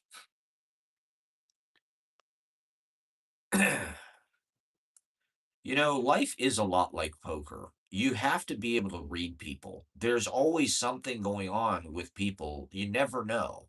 You can't really trust what they're saying, but I don't know. There's something about, if you notice patterns, I guess it's pattern recognition. With Trump, it's like the taco thing, right? This is something that people noticed a while ago. Trump always chickens out. He talks a big game and then he pussies out. He tacos. And so it's like this was sort of predictable, but at the same time, when the president makes threats like that seem credible, and they fire a bunch of generals, and there's no one minding the fucking store. I mean, it's the fucking lunatics are running the asylum. Like, there's no responsible adults in the room. There's no one who can say no. There's no one who can check him. The Congress is out to lunch. The legislative branch is out to lunch. The Supreme Court is, like, starting to push back a little bit, but now he's trying to intimidate them. And so we more or less have a king until the midterms, when and if that happens. I'm getting less uh hopeful about that, I would say. That's seeming less likely. He has all the time in the world to play this out. Well, I guess they have pressure with the Strait of Hormuz. They're losing money, or as long as it doesn't affect the market, they don't really give a fuck, I don't think. They're going to get whatever they need. And the little people will lose money. The big people will figure out a way to make money off of it by insider trading or whatever, predictive markets, or they can withstand some loss.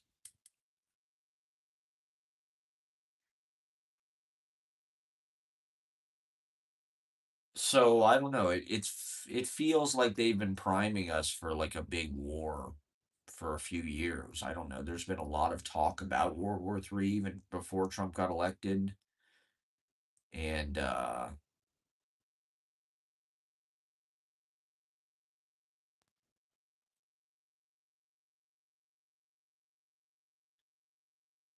don't know. Video games, they want to make war seem cool to people.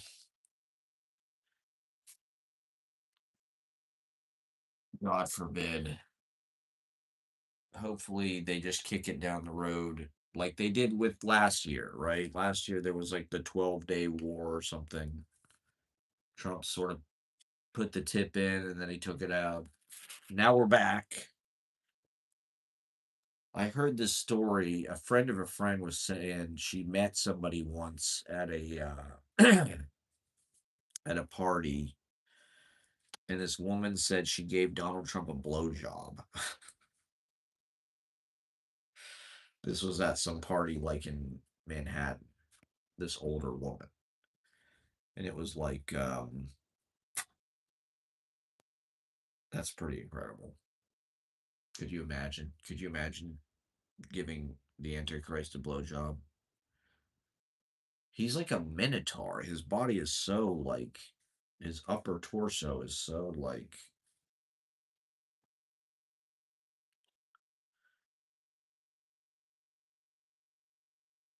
detached from his lower torso. How does this guy even have sex? I don't know. I don't even want to think about it. It's disgusting. It's disgusting to even think about. Everything about him's disgusting. I mean, the foreign leaders and shit have got to be shitting their pants, and they are starting to make other plans. They're picking other trade partners. Trump is like systematically doing everything that he would need to do to like dismantle. Like that's what I'm saying with all these military bases, getting rid of these military bases. Like, yeah, on the one hand, yeah, I guess it's less American imperialism, but on the other hand, it's like it's growing stability. It just every country is going to be just like a rogue state, or there's going to be some rogue states like the United States. Like countries are just going to behave like pirates. There's just like various empires, and like whoever can just get the resources, that just get them however you can.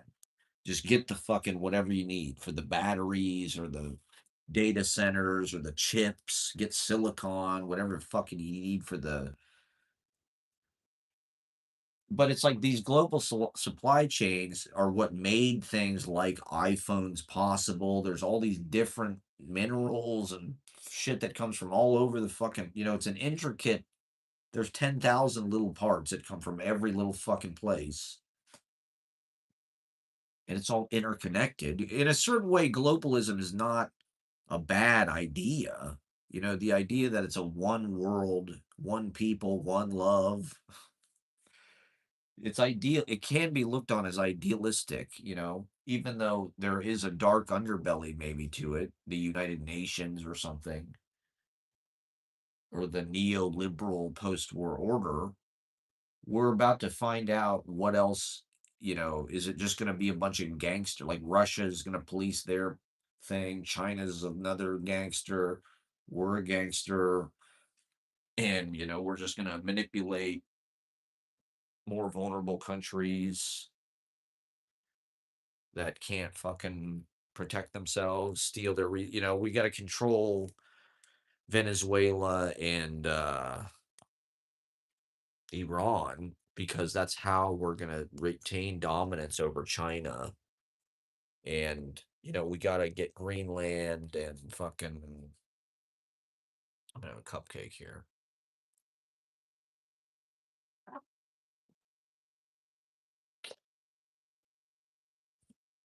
I don't know. Professor Jiang had a good fucking lecture explaining all of it, why the fuck they're doing all of it.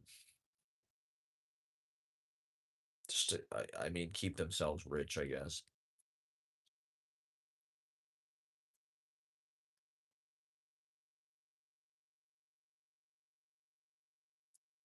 But it seems like they want a lot of poor people to die.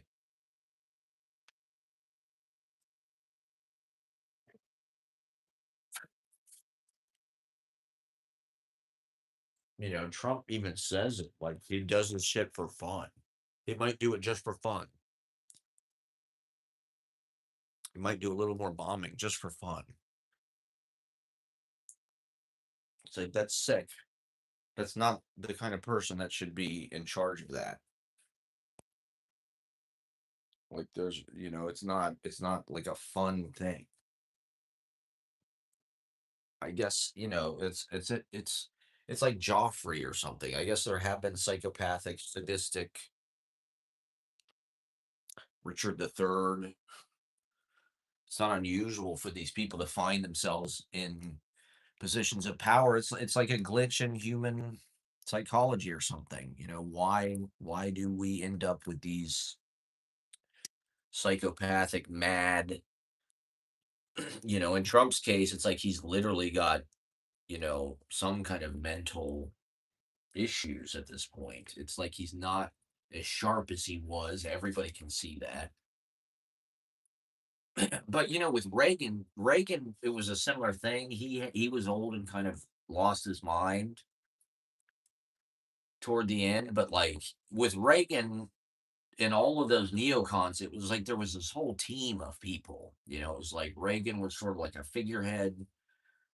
He wasn't really calling the shots, really, I don't think. Whereas like Trump, it's like at this point, it really does just seem like he's as close as by far as it's ever been to like having one person control the entire government. It's never been like this, where it's just like he steps into all this shit where it's just like, you know, he's responsible for this merger and Netflix can't buy Warner Brothers because Trump says no, and instead it goes to Larry Ellison, and Larry Ellison buys this other fucking thing because of Trump, and he's just interfering in all this shit. And he behaves like a monarch. He sees it that way, but he's also crazy and losing his fucking marbles. And he's toying with all of us. It's like he's got a gun to our fucking head. He just wants to see us fucking squirm. He enjoys it. Look at you. Look at you fucking begging for your life. It's pathetic.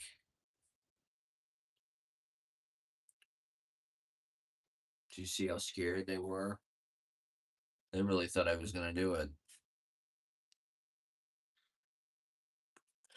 So 2 weeks. They've got 2 weeks. I mean, what does that mean? 2 more weeks of like no oil is going through there, uh, no fertilizer. 2 more weeks of constipating the entire global whatever trade routes. I mean, I suppose this rupture maybe was inevitable, or like the collapse of this post world order was inevitable.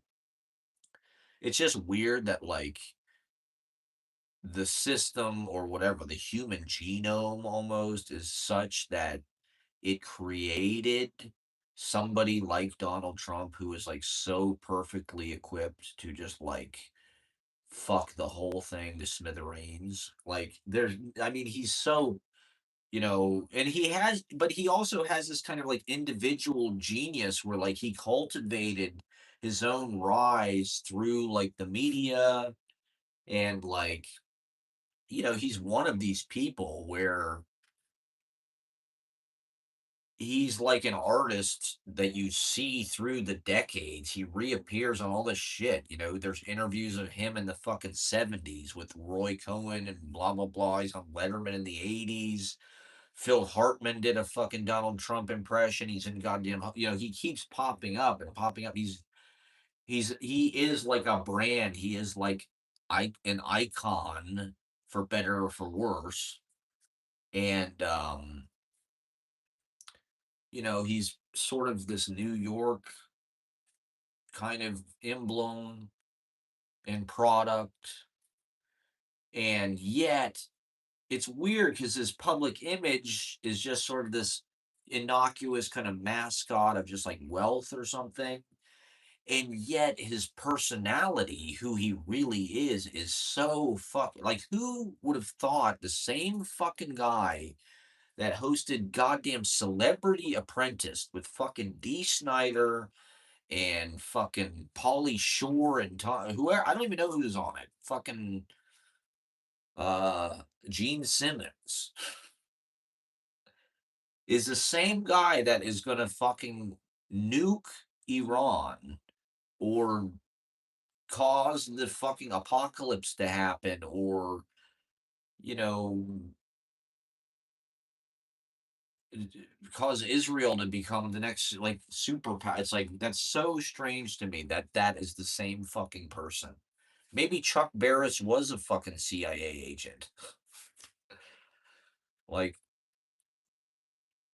it's not a bad front, I guess, to be a fucking celebrity or to be a fucking,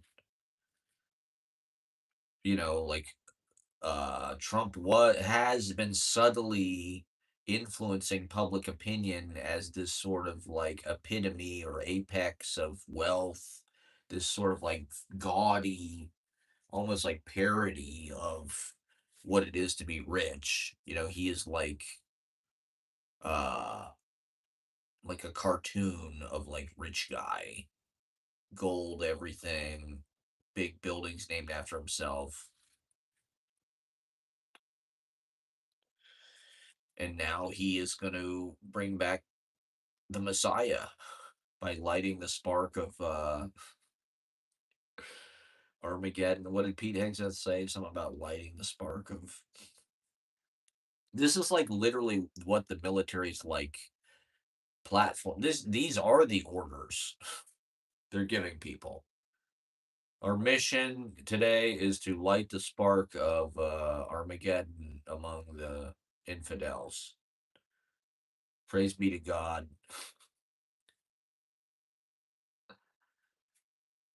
Uh, May we cast their souls into eternal damnation.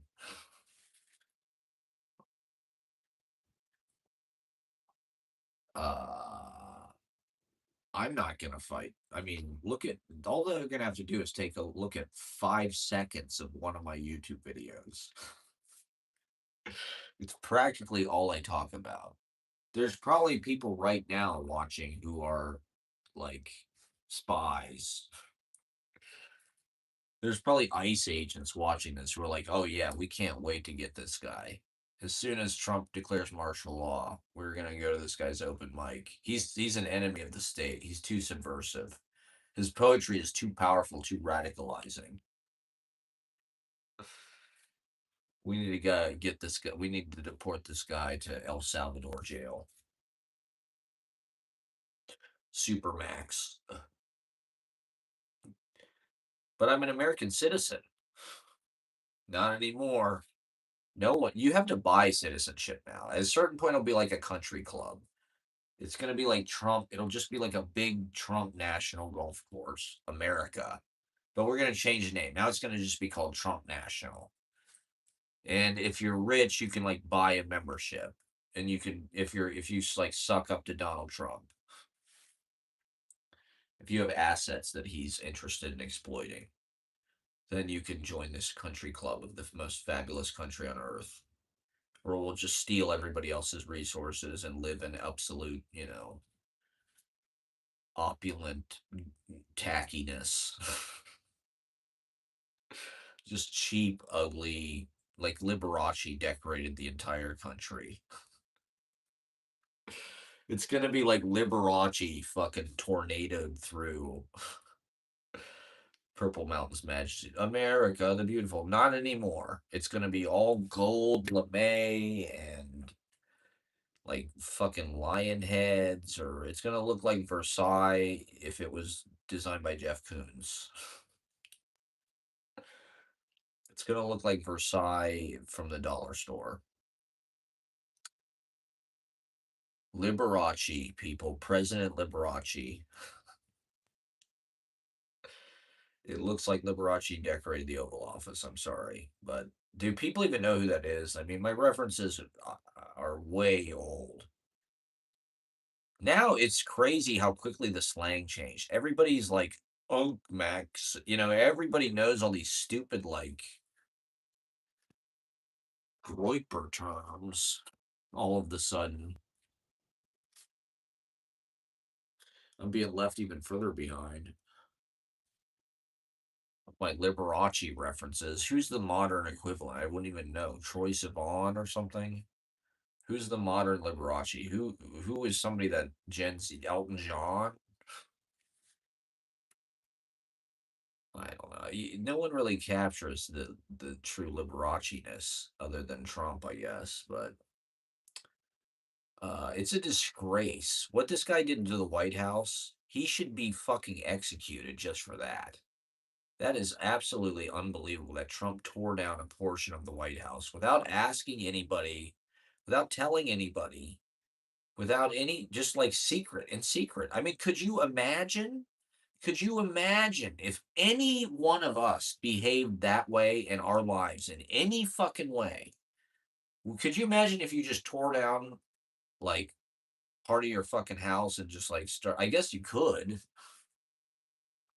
without telling your neighbors, without anything.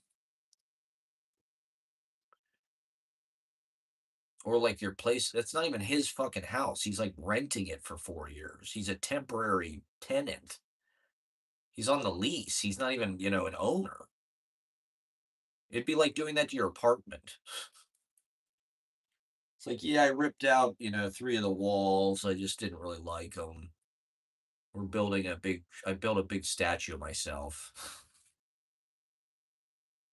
I turned it into a ballroom. I decided my apartment needed a ballroom where I could have, like my gangster, mm, weird table dinners. He loves it. He loves having his little tea parties. Ooh, who gets to sit with the Emperor God? Is it going to be Elon? Who's it going to be? Who gets Trump's ear? Who gets to bend the Emperor God's ear? Everyone is just watching and waiting. What's Trump going to do? He wants that. He wants a sense of unpredictability. He wants to keep people guessing, keep people talking. He's just stringing us along. It's bad. It's like David Ball in every playwriting class, they make you read this book backwards and forwards. David Ball. And it's all about dramatizing, it's all about trying to get the audience to anticipate what's going to happen. The information that you really want them to know, you're building up their anticipation for that through all of these references backwards and forwards. Where like the whole first act of Hamlet. They use Hamlet as the example in this book because it's like the kind of everybody knows it play or whatever. And so the whole first act, they're talking about this ghost, right? The whole fucking thing. Who's there? They're building anticipation because they want you to listen to what this ghost has to say. The ghost appears at the end of Act One because it delivers all of this exposition, all this information about what the fuck happened, about how he was killed by his brother and his brother married his wife and Hamlet needs to avenge. So that's all like the most important dramatic information that sets up the rest of the play. So the idea is the play is constantly, and so Trump, I feel like, is doing that. It's like Tuesday, 8 p.m., tune in. And then his speech last week was a dud. He's like, Wednesday, 7 p.m. You gotta see what's gonna happen. Ooh. Am I gonna nuke him? You gotta tune in to find out. We gotta jack these ratings up. It's just like The Apprentice. It's just like TV producing, governtainment, and infoganda. And it's just a big nothing burger. Okay. I think we should have learned by now. Okay. Every time Trump has got a silver platter reveal, it's a great big nothing burger. Okay. So Iran lives to fight another day. They escape the wrath of Trump once again. Like it was ever a real fucking threat. I mean, you can't, it's just meaningless. It's meaningless his theatrics. his kayfabe, you know? He's wrestling himself, trying to make it look like, hey, hey, they're attacking me. And the son of a bitch. Somebody has got to take this guy out. That's what I'm saying. Is like people are kind of on Iran's side in this war. Even these generals, these people on YouTube are like, who's that guy Scott? I don't remember. I think it's worth it to expose the United States as like this paper giant corrupt, to and to the people as well. The fact they want $1.5 trillion to the defense budget, and this is already the quality we're seeing out of it. Like they don't deserve the money. They obviously don't know how to use it. They don't know how to spend it. And so look at what Iran is doing with the amount of money they're spending. Just out of sheer intelligence. They are participating and they're executing warfare. It's this asymmetrical warfare, but it's like they're in the 21st century. They're performing according to what is possible, but they're not living in this like 1987 fucking Top Gun aircraft carrier F-35. Why the fuck do they even have these planes? Like, uh, and what good does it do to bomb these countries? Like I think I saw a lot of these generals talk about how you can't hold these countries by air power alone. Like you can bomb them, but like you need like a ground force, you need an occupying force, whatever. And they want it. The United States dominates in air power. Our air force is like super strong, but it's like I don't know. These fucking planes are getting shot down and stuff. Like Iran is outperforming uh with the amount of money they're spending by far. Their missiles and shit. And to be honest, I think there's a lot of people here that like don't want to see fucking Israel win. They don't want to see the United States, like, this is unjust what's happening. There's no one on the side of this really, or there's very few people who are on board with this. And so like uh they have a I don't know, a right to defend themselves. And the United States clearly needs to rethink itself going forward. There does need to be like an intervention, I think, or some kind of like rock bottom moment, hitting bottom. There needs to be like a hitting bottom, before the United States can get better. We're addicted to, I don't know, I don't even know what deficit. Well, for one thing, it's just military spending. The military spending is, as we can see, it's pointless. Like, what's the fucking point of spending all this money? We can't win any war. Supposedly, we do it for our own security or defense. And like, all it does is make our lives more dangerous. This is just going to make all of our lives more expensive and more dangerous. Like the price of gas is going to go through the roof, the price of eggs, the price of every fucking thing. We were lucky it was just eggs before, and they weren't even that goddamn expensive. Like I said, it wasn't like eggs were like $50 a fucking dozen. It was like, you know, less than $1, and people are shitting their pants and they like want to bring in a fascist dictator monarch who caused World War III. And they couldn't see that coming somehow. Somehow they thought Donald Trump was like all of a sudden this innocuous like character. They totally forgot about January 6th or whatever, everything he did before, the hellscape of the first Trump term. It was just weird. It was like all the resistance just went away. I mean, on both sides. I remember the day after Trump got elected again, going into the place I worked, there was a reading, and it was all these old, hardcore, like political leftist, Charles Bernstein, and it was almost like a wake, but like a jovial, like how certain wakes are like have this like kind of boozy, like almost like celebratory feel. It wasn't like this heavy, like the first time Trump got elected, it was like people spent the entire 4 years just like scared shitless in the resistance and like we're gonna stop this, and then they just let the motherfucker back in. And when he got back in, it was like people didn't even care. It was just like, oh, this, it was almost like we wanted him back or something. Like, yeah, we like him. He's funny. He's no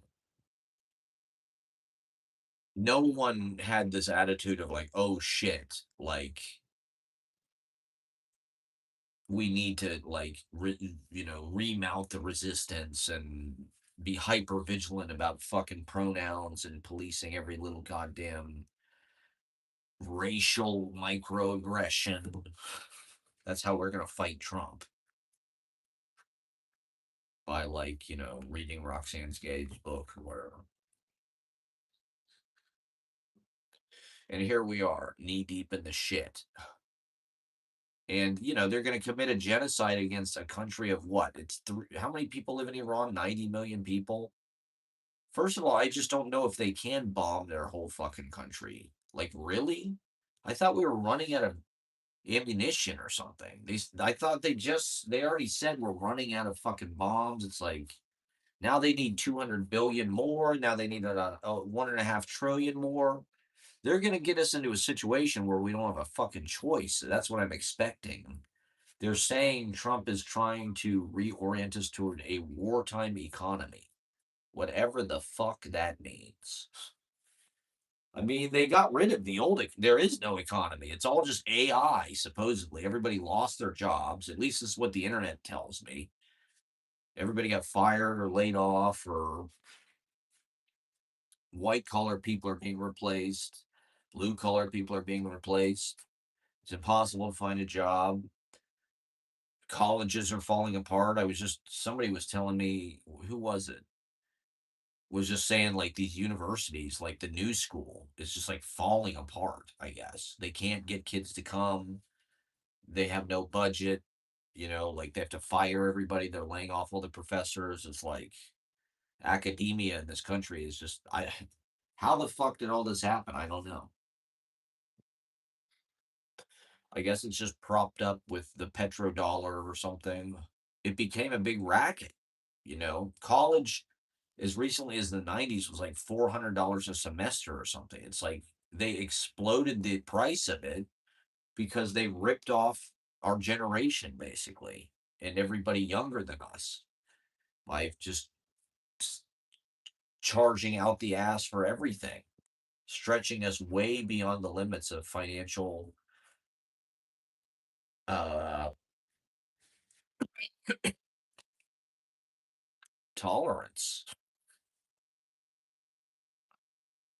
It's just not financial possibility.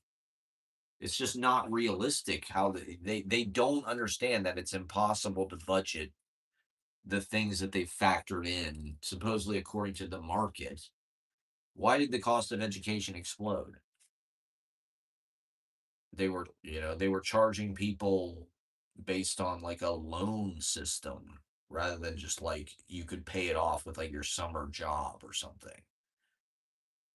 Like in the 60s, it's like you go to college, if you got a job over the summer, you pay it off, whatever. You could pay off your whole fucking tuition. Now it's like it's gonna take you 30 fucking years, like it's a fucking mortgage or something. Why? Just because they found out that they could do that? Like, oh, we could be charging these kids fucking 30 grand a year. Why don't we do that? Where the fuck does all that money go? I guess it goes to professors.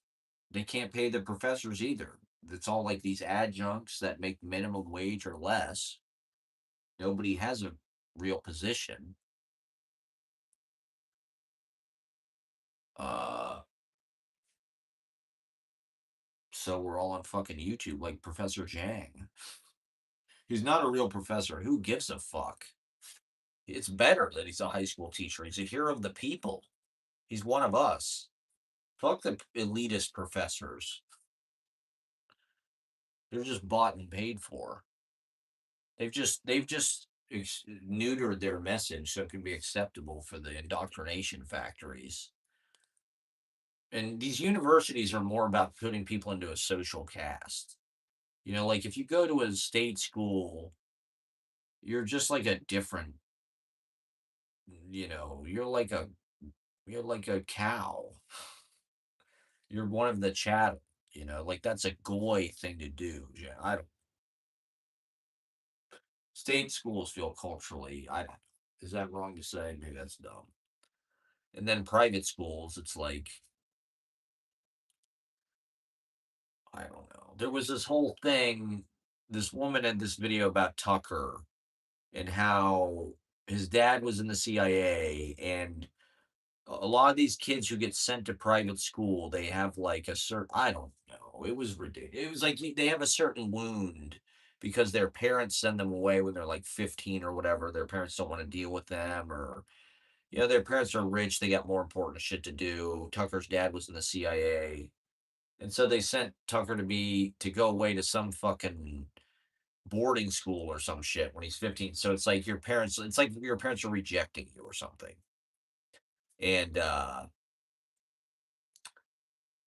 it was basically how like Trump or Tucker, sorry, Freudian slip, not Trump, Tucker.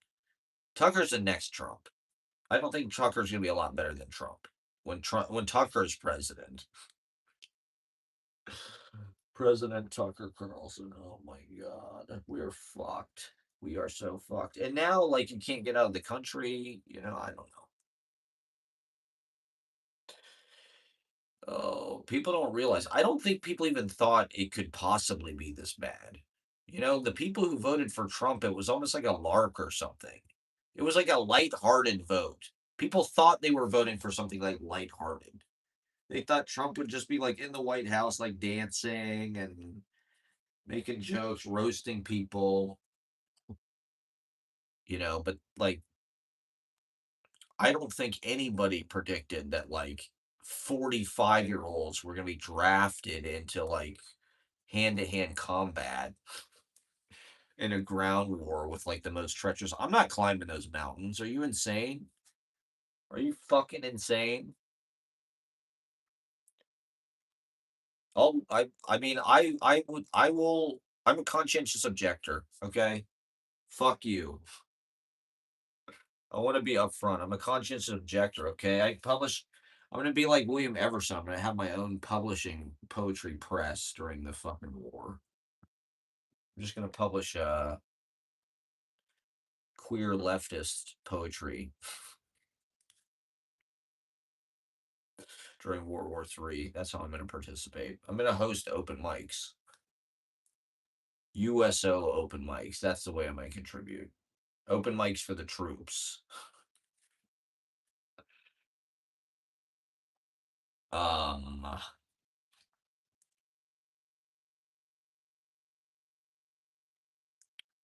I don't know. I hope it doesn't go down like that. I hope cooler heads prevail. I hope natural causes, Trump just peacefully, you know, I wish him that's the nicest thing I can say about him, okay?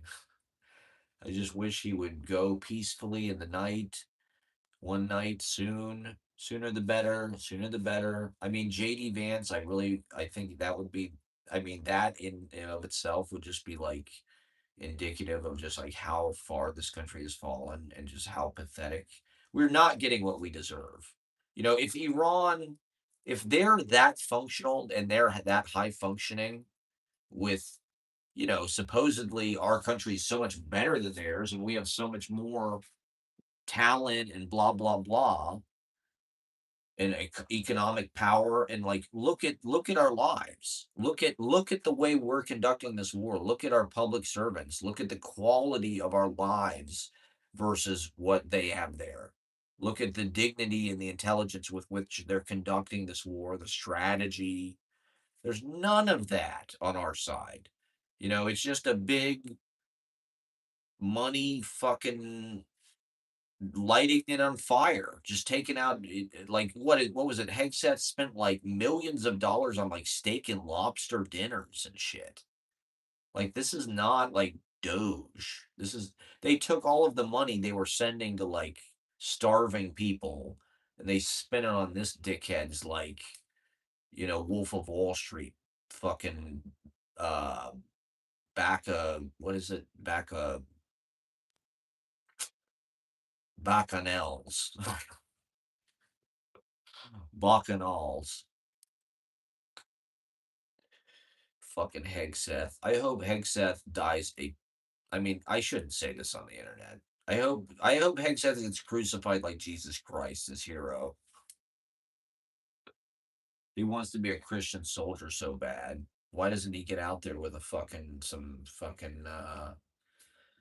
weapons? Get out there with a fucking sniper rifle, dickhead. Well, I guess did he do 2 hours? Did he see action? How much combat did Hegseth? Is he as badass as he likes to pretend? I'm a peace warrior, okay? Fuck your war, okay?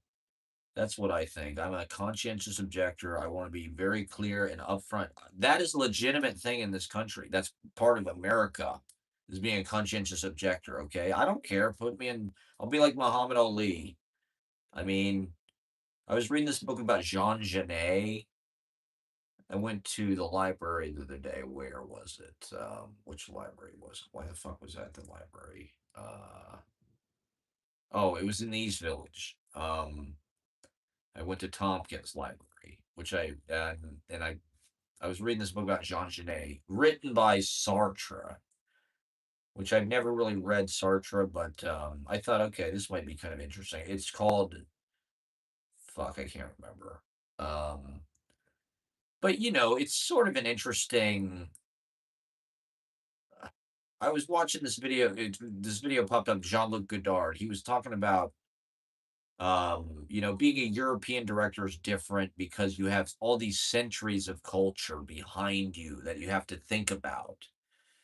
And like American directors kind of have it easy because they don't have to worry about that. American culture doesn't have the same legacy, whatever you want to call it, as European cultures with all this depth and all this, centuries. And uh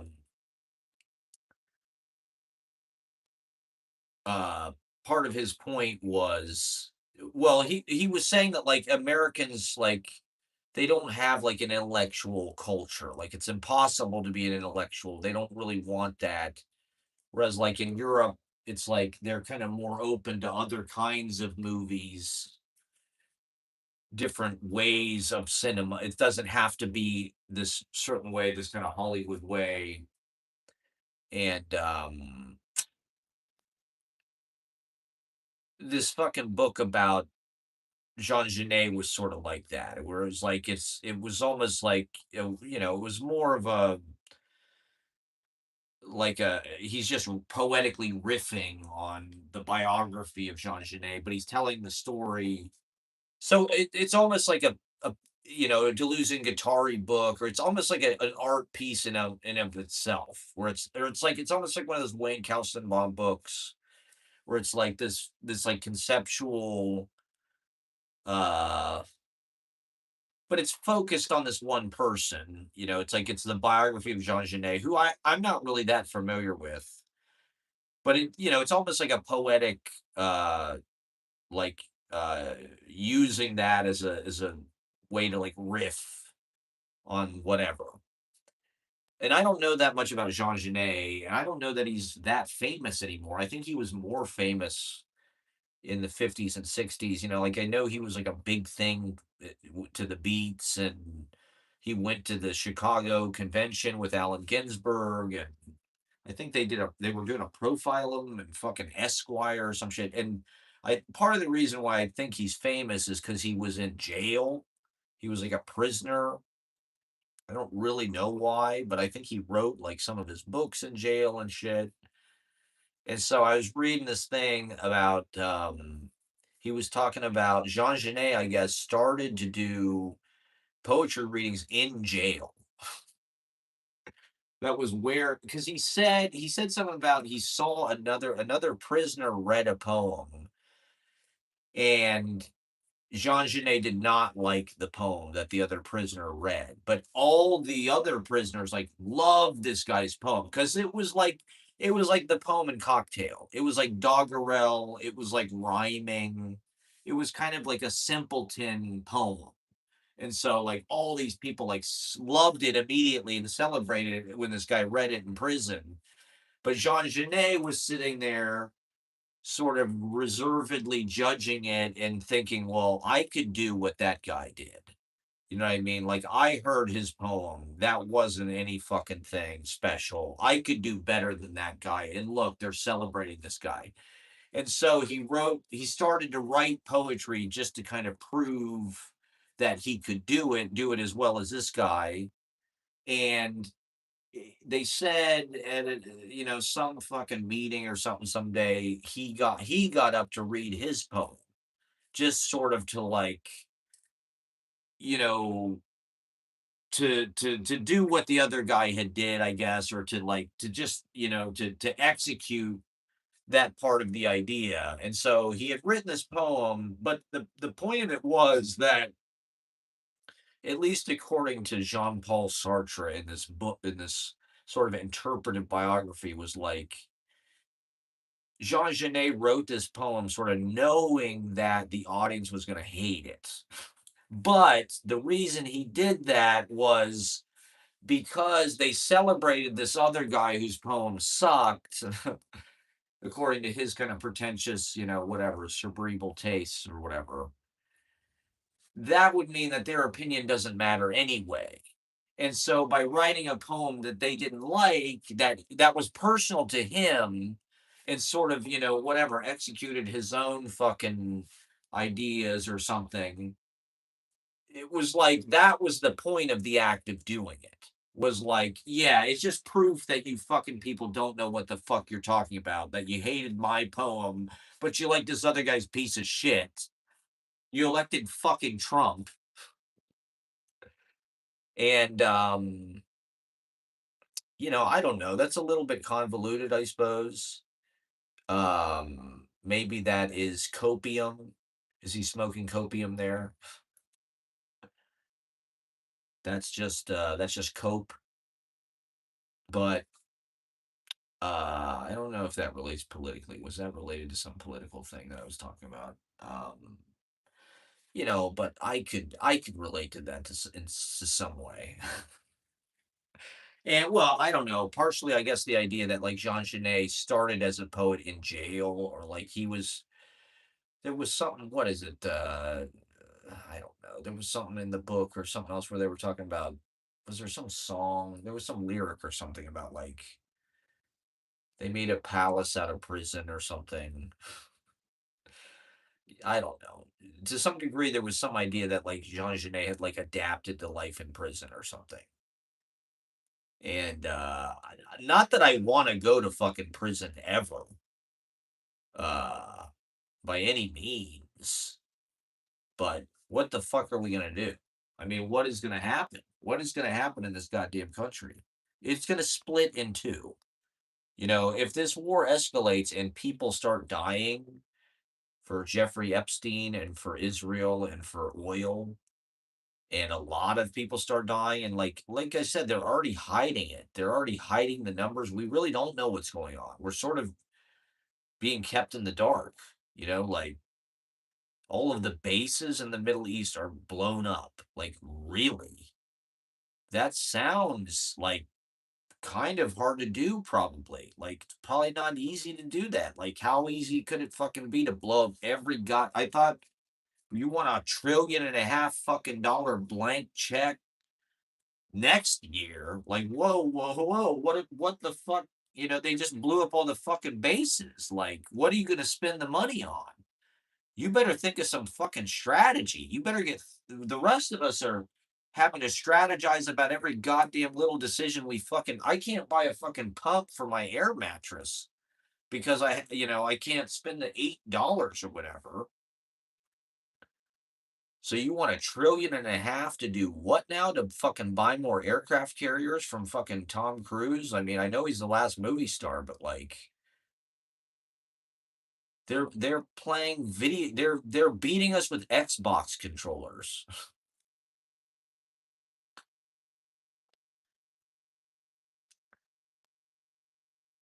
They're outsmarting us. They're outwitting us. They have a strategy. It's not just blind muscle. Like that doesn't work. That's not real. You don't just like bomb the shit out of them for fun. We're just gonna do it for fun. We're gonna treat ourselves to a little bombing. We're gonna bomb like a school, just as a little treat, just for me. We're gonna bomb some children. Just for me. I need to feel something. We need to kill a bunch of like fucking. This Epstein thing has got me so fucking stressed out. I need to blow off a little steam. You know what really hit the spot? It's really, since Epstein died, I really haven't gotten to kill any children. I would love to use, what would make it extra spicy for me? I would love to use American taxpayer dollars and like our military to kill children. Let's get like a really good bomb. Bring me like a menu and like bring me like an iPad with like some bombs. And let's get a really good bomb and let's like drop it on some children because they need to die. They killed 45, these monsters. Where does he get this number? Where does this number come from about Iran has killed 45,000 people?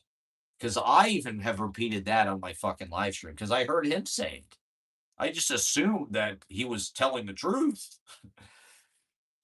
Foolish me, foolhardy me. But, he keeps saying the number keeps changing. Oh, they've killed 45. It was 35. Now it's 45. It's like, is there any truth to that? I don't think that's true. Based on the way that Iran is behaving in this war, we're seeing who they really are by how they are conducting. Their memes are way better than ours.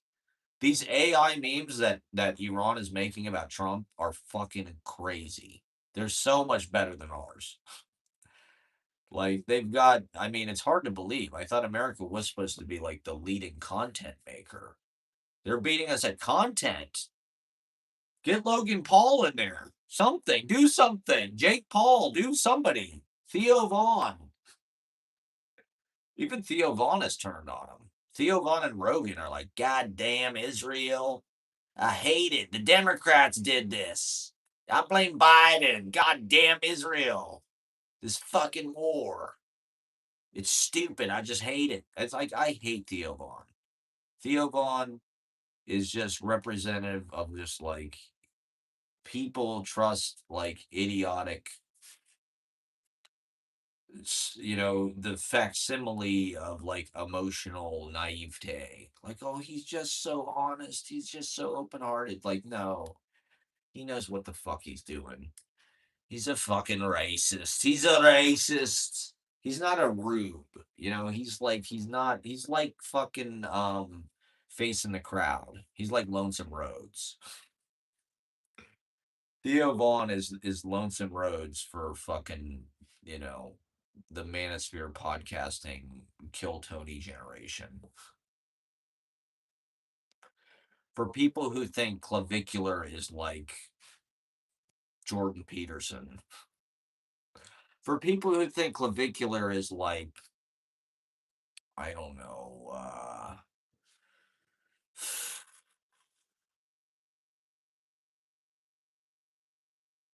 I'm trying to think of like a right wing, like cultural, thought leader pundit from the 60s or something. I can't even think of one. Can't even think of one. William F. Buckley. For people who think clavicular is, I don't know. It's hard to tell where anybody fucking stands. Whose side is going to be on who? Where are the lines going to be drawn? Everybody's going to be fighting everybody.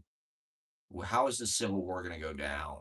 It's going to be like the Warriors. It's just like every group is going to be splintered. It's like the woke people are gonna be here. The fucking, I don't know, Reapers or whatever the fuck they are. I don't even know what the hell they are. I'll be with the open mic nerds, I guess.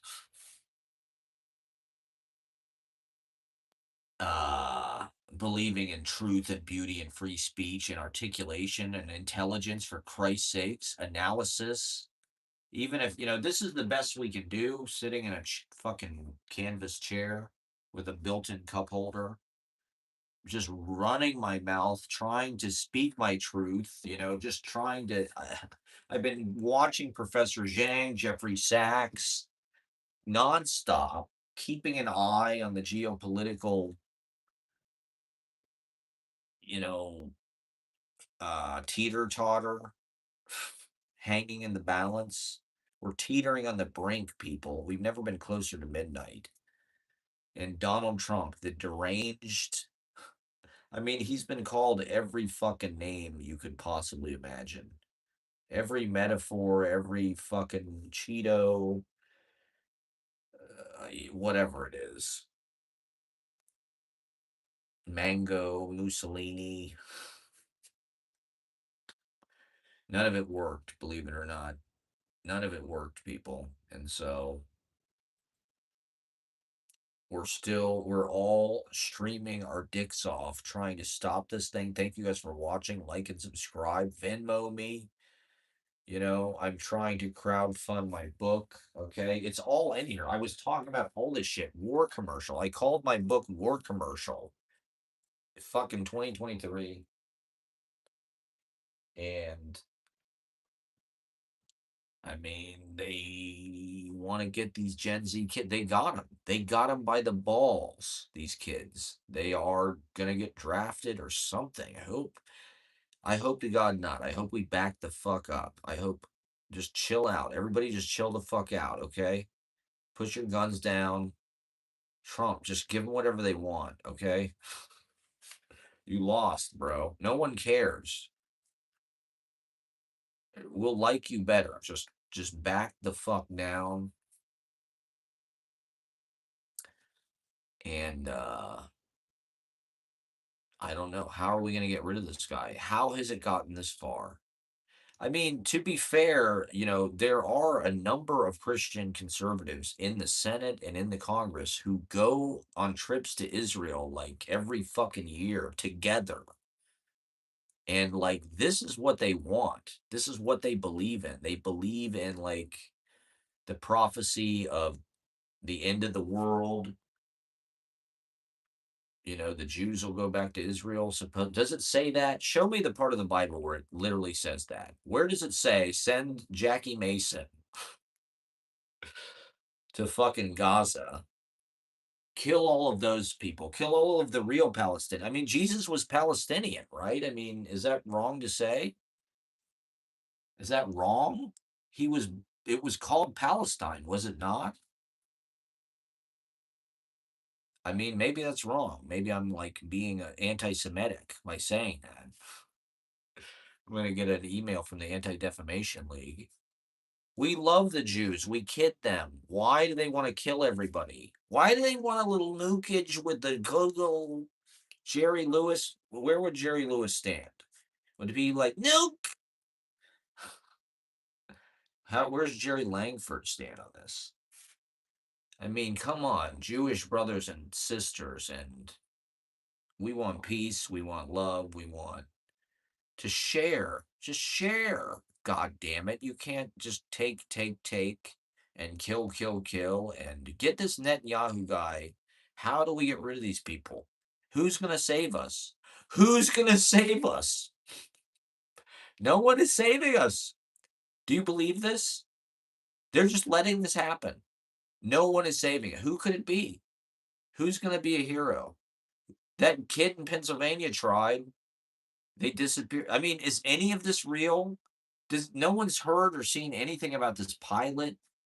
You'd think he'd be on fucking Good Morning America, like Gary U.S. Bonds. I remember I did a report in history class. You never know what's going to be relevant from what you in history class. You sometimes have to learn about shit that you're just like, what is the fucking point of this?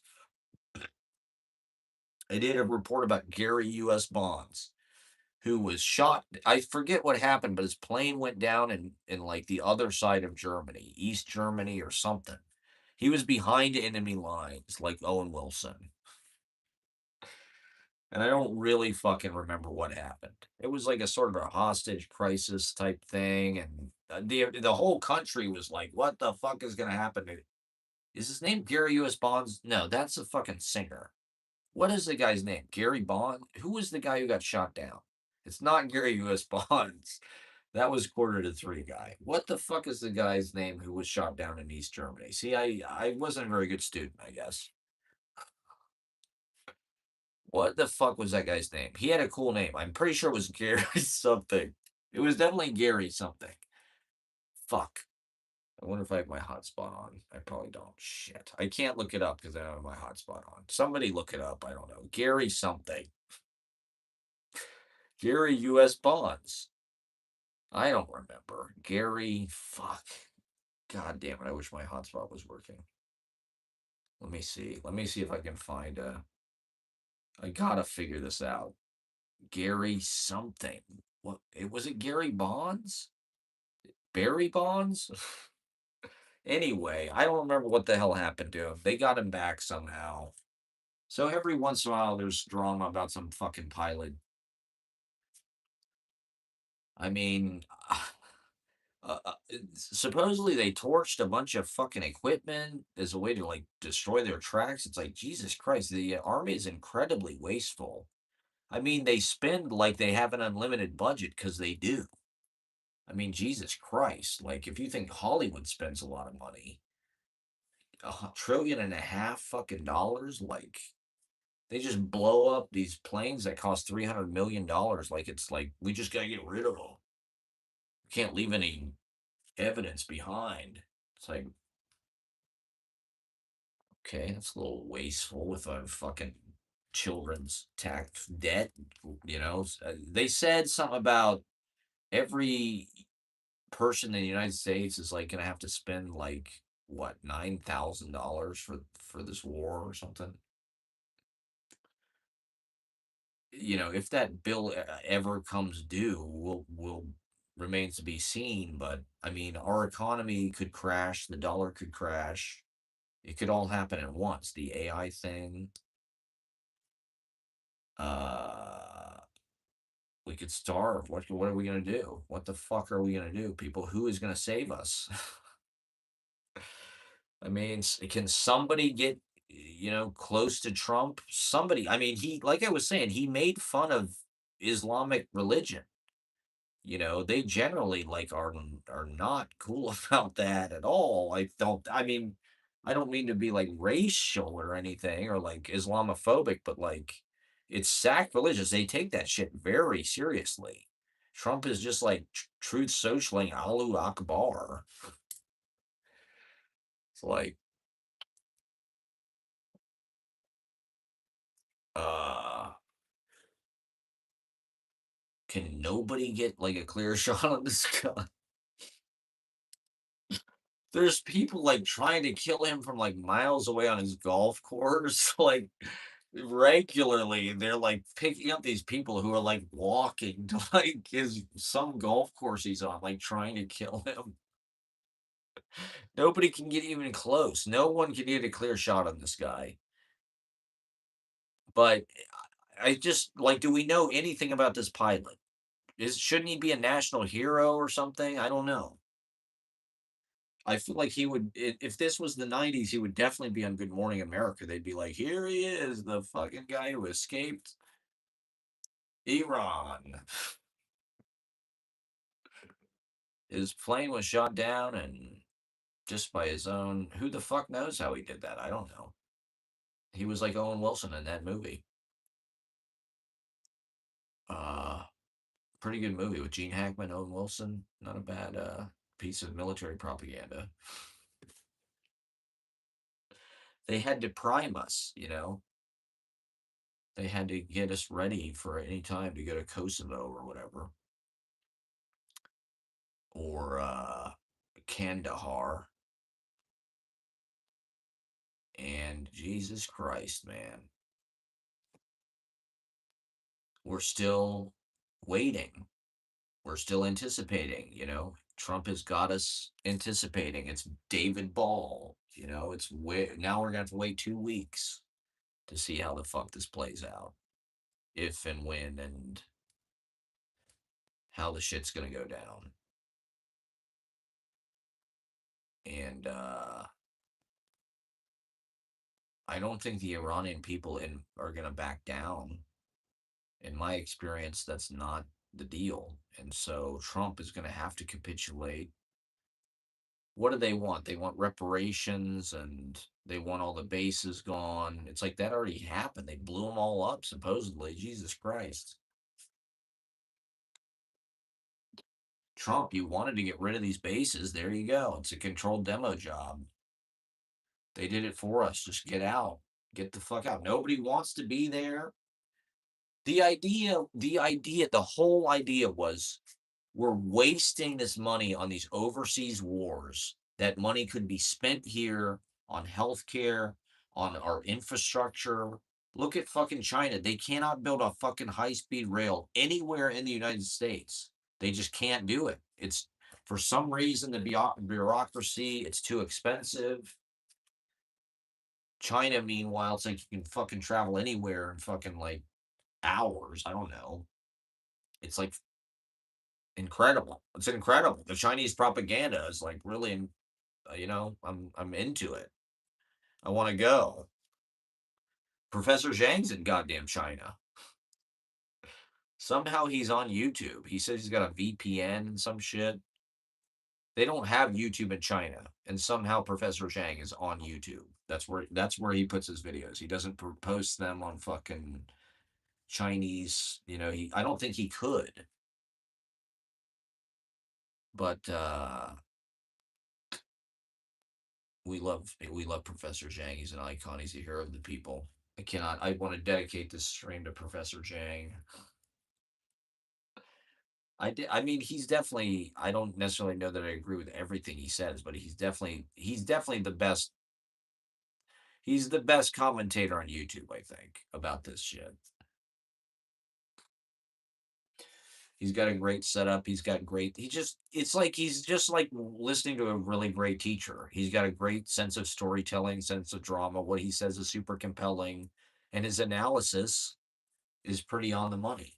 Well, he's a professor of like the classics, you know, it's like that's what he's passionate about. He's passionate about literature, Dante's Divine Comedy, you know, like Milton, Paradise Lost. Like he studies like classic literature. He went to Yale, but he was a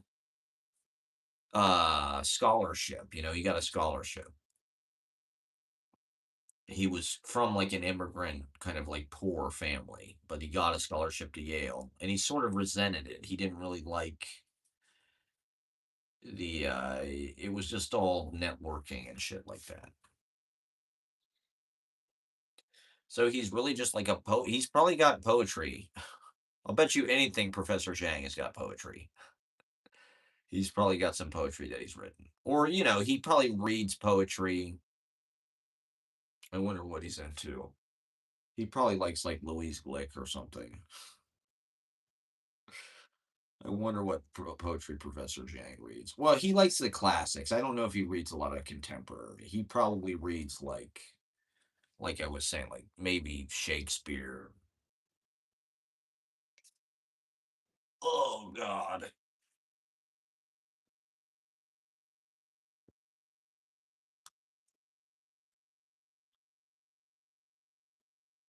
So he's a hero of the people. He just posts as like he's a high school teacher. You know, those are like the most noble people in our society. I feel like none of the glamour of like academia, just the fucking hard work of like babysitting a bunch of knuckleheads, trying them to get them to give a shit about some John Keats sonnet or something.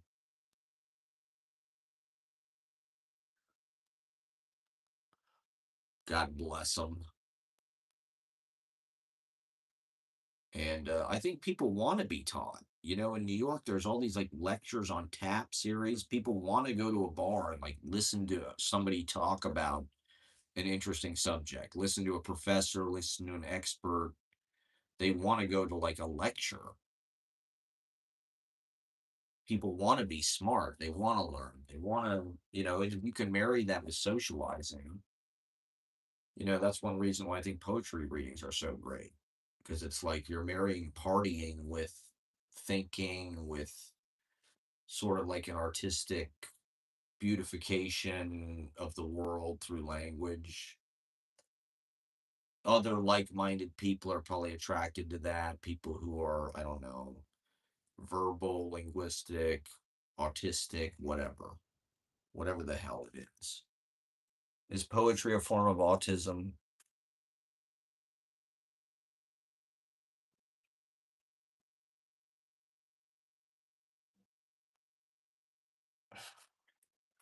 Well, we're going to keep talking about World War III. Here we are in the, well, I'm glad they extended the deadline.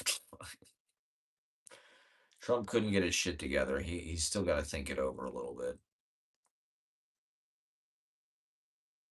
He wants to tease it out a little more. He wasn't, it's not quite, the sauce wasn't quite hitting yet. He's got to drag it out. To be continued. It's a cliffhanger episode, people. 2 more weeks. It's like who shot Mr. Burns? We're gonna have to wait. Oh, you motherfuckers. They're gonna leave us with a to be continued. Now we're gonna have to fucking sit here and like listen to some more. What magic is he gonna come up with on the Truth Social? I mean, it's like every new Truth Social is like a Beatles album. Like, what the fuck did Trump say this time? What crazy shit? Open the fucking straight. He used the F. He dropped an F bomb as part of his bombing campaign. He dropped the F, everybody. Open the fucking straight. Some real classics. What's so he's going to destroy it in one of the world's oldest civilizations, something irreplaceable, jewel of world culture. He had some real funny ass tweets, okay? It was worth it. In the end, it was worth it, okay? Even Marjorie Taylor Greene is like, we need to invoke the 25th Amendment. He's gone crazy. It's like, Jesus Christ, Marjorie Taylor Greene thinks he's crazy. This is the apocalypse. Hell has frozen over. Like, goddamn, the blind can see.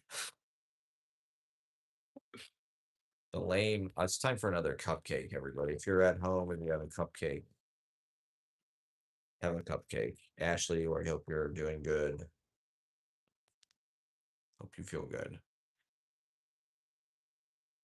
I mean, how much is this going to affect me personally? Is the apocalypse going to like?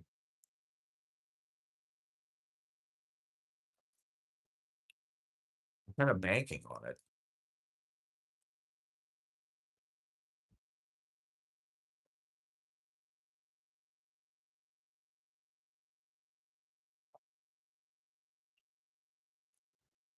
I don't have any other plans.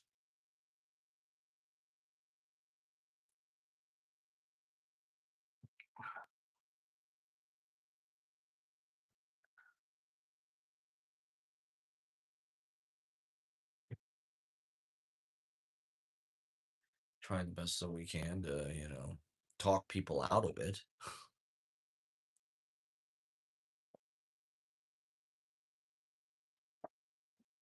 Maybe I'll have a sweet potato.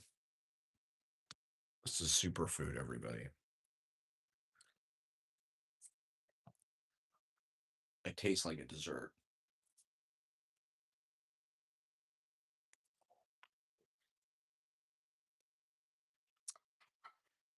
Okay, what else? What else do we need to cover from this angle? Geopolitics, I mean, Jesus Christ.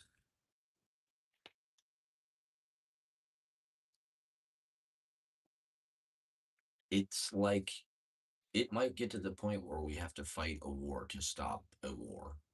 Or like, are they going to draft people to do this to go to the front lines like in Russia? Like we're saying, it's like they're kidnapping people against their will, sending them to the fucking front lines. It's a brutal like land war. Is that what they want to do here? Like logistically, how are they going to get all of these guys to the Middle East? Like it's they'll need 1 million people or something to fight a land war in Iran. Uh, they're gonna airlift them. They're gonna fly them over on big planes. They're gonna bring them over on aircraft carriers. Like I get seasick. I can't do any of that stuff. I need to bed rot. If I don't get to bed rot, like you know, at least 40 hours a week. I mean, that's been the worst part is I haven't had a bed to rot in for like over a week, and so I can't really bed rot. I'm just in this chair. I'm like chair rotting. I haven't been able to like really have a nice laying down situation. The floors here are like very hard. And I have no pillows or blankets or anything. So I've been just like sleeping in my coats. I don't know. I mean, this is life. This is not really like any kind of extreme thing. It's just like being a human being. Uh,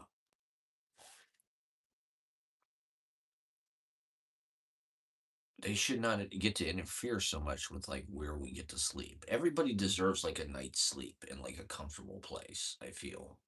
It's just weird as human beings that that's like requirement. Like we have to like it's almost like science fiction. Like every night we close our eyes and just by some weird kind of self-hypnosis, there's like this active forgetting that lasts like kind of an indeterminate amount of time. We can't really tell where it begins or ends. And we close our eyes and we're just like mummies for 6 to 10 hours depending how lucky you are, and sometimes you have like these movies that you hallucinate that kind of like re-scramble like mythology and fantasies of like your own life and landmarks, and then magically like you just sort of wake up and you're not really sure when that happens or how that happens either, and you're back. And it's like you have to do that every fucking day for half your life. You have to somehow find the circumstances and time and like space, and how the fuck did we develop this? It's such a crazy inefficient,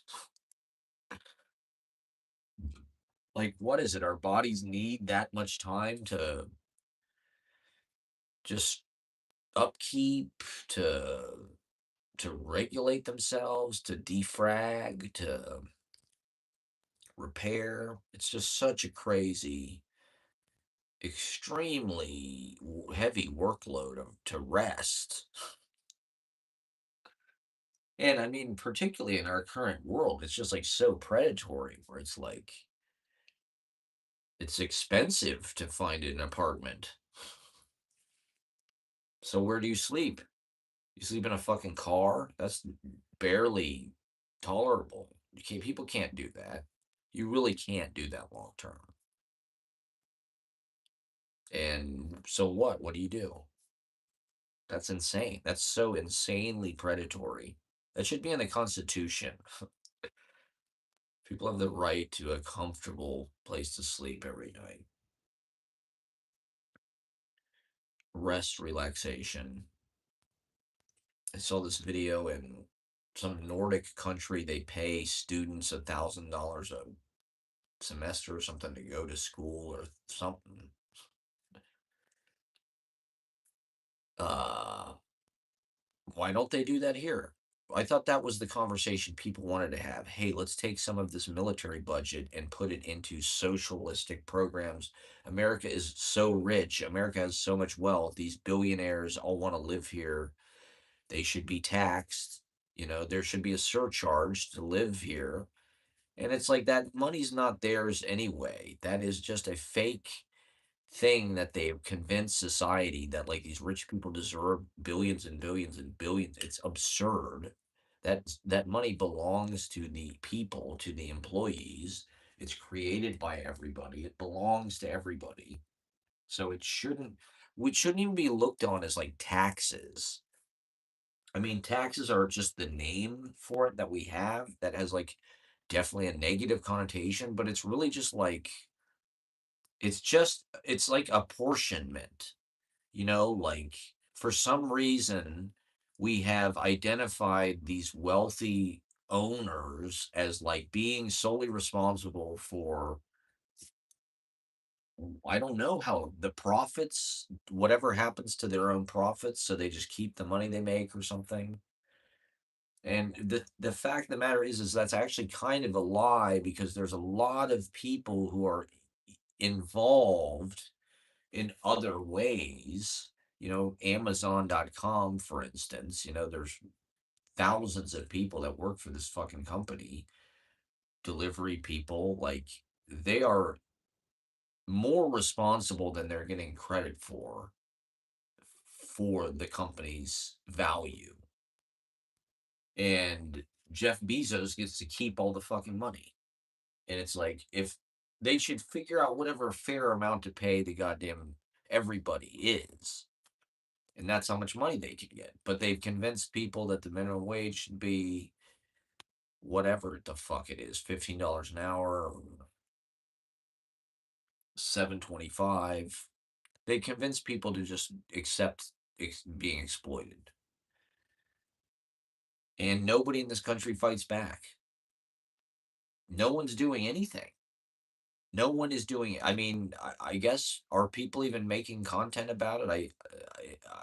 Is everybody just doing this? Everybody's just like trying to make fucking videos about it, and like, I mean, Trump's making videos. Mamdani's making videos. I do think videos are powerful. They're a peace weapon. It's not music. It's a little harder to get a message out. Whereas, like, whatever, the people are watching these stupid fucking podcasts, these live streams, these TikTok clips. Why not fucking try to influence and just fucking fill in the pieces that other people are not filling in? Like trying to make it all add up. Like I said, I was way early on a lot of this shit. Go back and watch my old TikTok videos. Like I'm talking about a lot of this shit.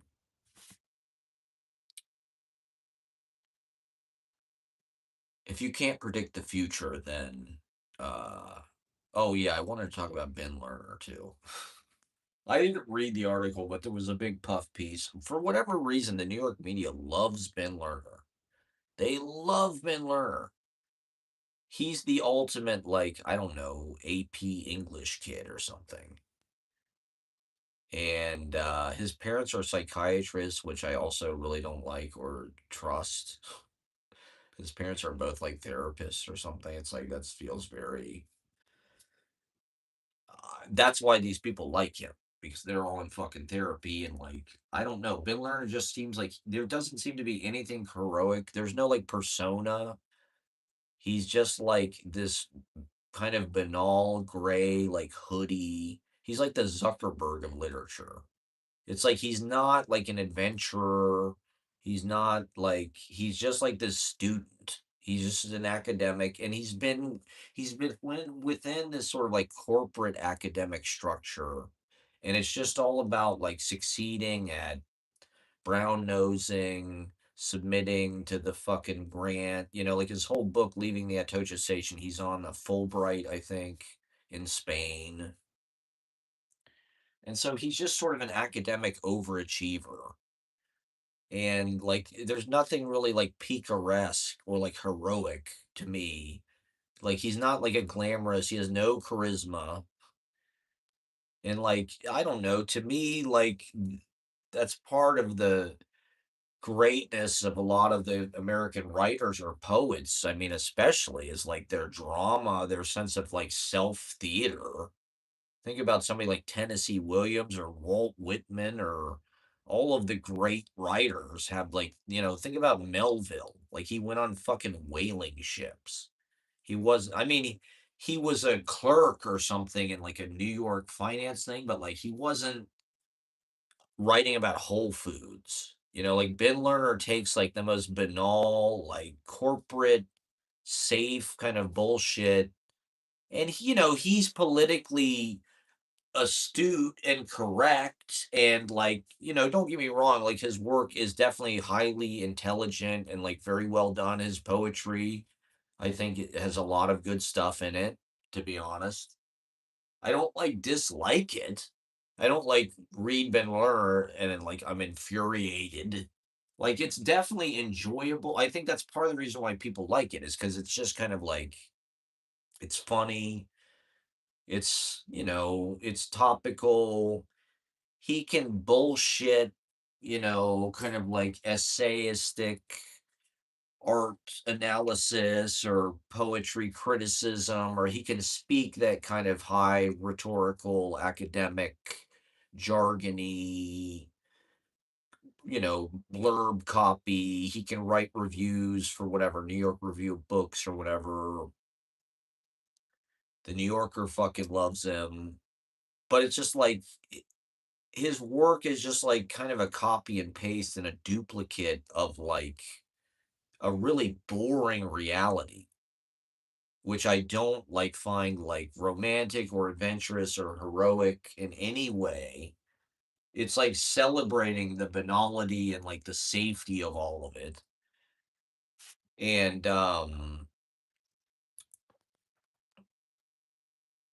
somebody said he invented autofiction, which I guess like to a certain kind of like millennial style that a lot of people do, or like post millennial style, like yeah, maybe like I don't know. Tao Lin was kind of doing that stuff at the same time, but like these people did not invent autofiction. Like people have been writing, like Proust was writing about his own life. Like there's a lot of people who are writing like autobiographical, fictional type things.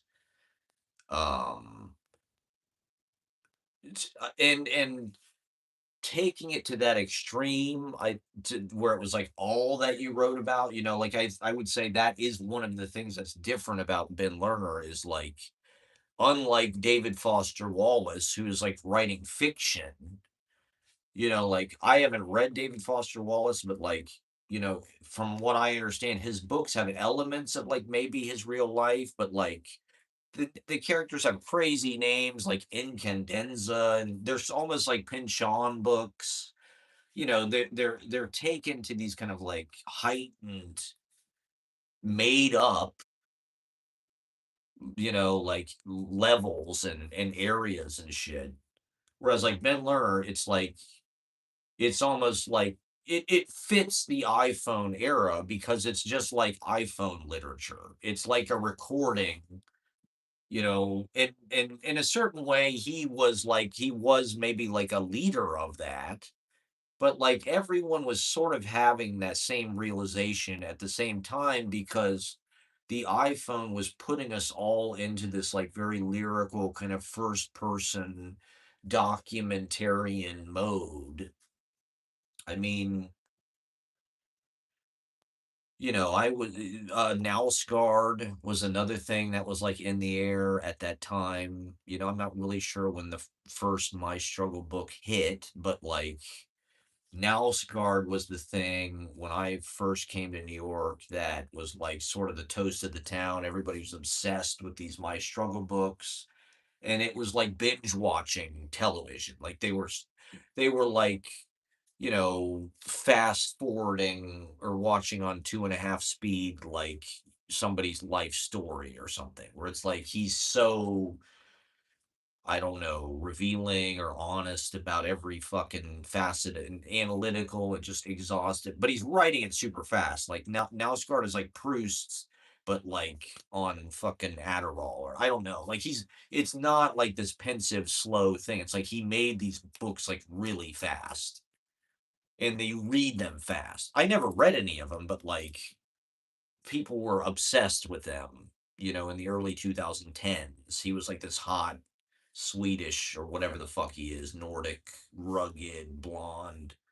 Before Trump and all that, it was like everybody worshiped this fucking Nordic, white, blue eyed, blonde haired, like totally self obsessed white guy just talking about his life and every little detail of it. And so Bindler seemed to me like sort of fucking a lot of new narrative stuff is autofiction. Eileen Miles is fucking autofiction. Like, you know, uh,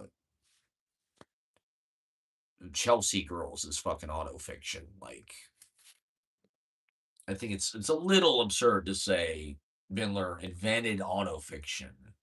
Like I said, maybe a certain type of millennial brand of like marketed, successful. Um, but for whatever reason, Bindler has always had a monopoly and he's dominated. He is like the great white guy writer. Just, people just sort of decided that 10 or 15 years ago when 1004 came out. It got a lot of coverage and had kind of a big push. And Ben Lerner has always been sort of ahead of everybody else with accolades and prizes and getting published. He's successful in poetry, successful in fiction. He writes art criticism. Isn't he so great?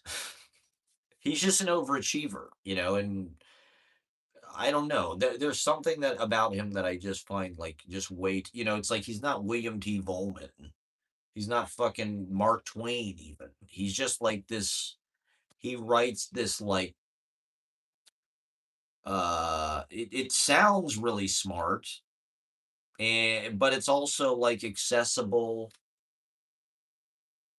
but I don't know. That's part of what I don't like about it, I guess. I just don't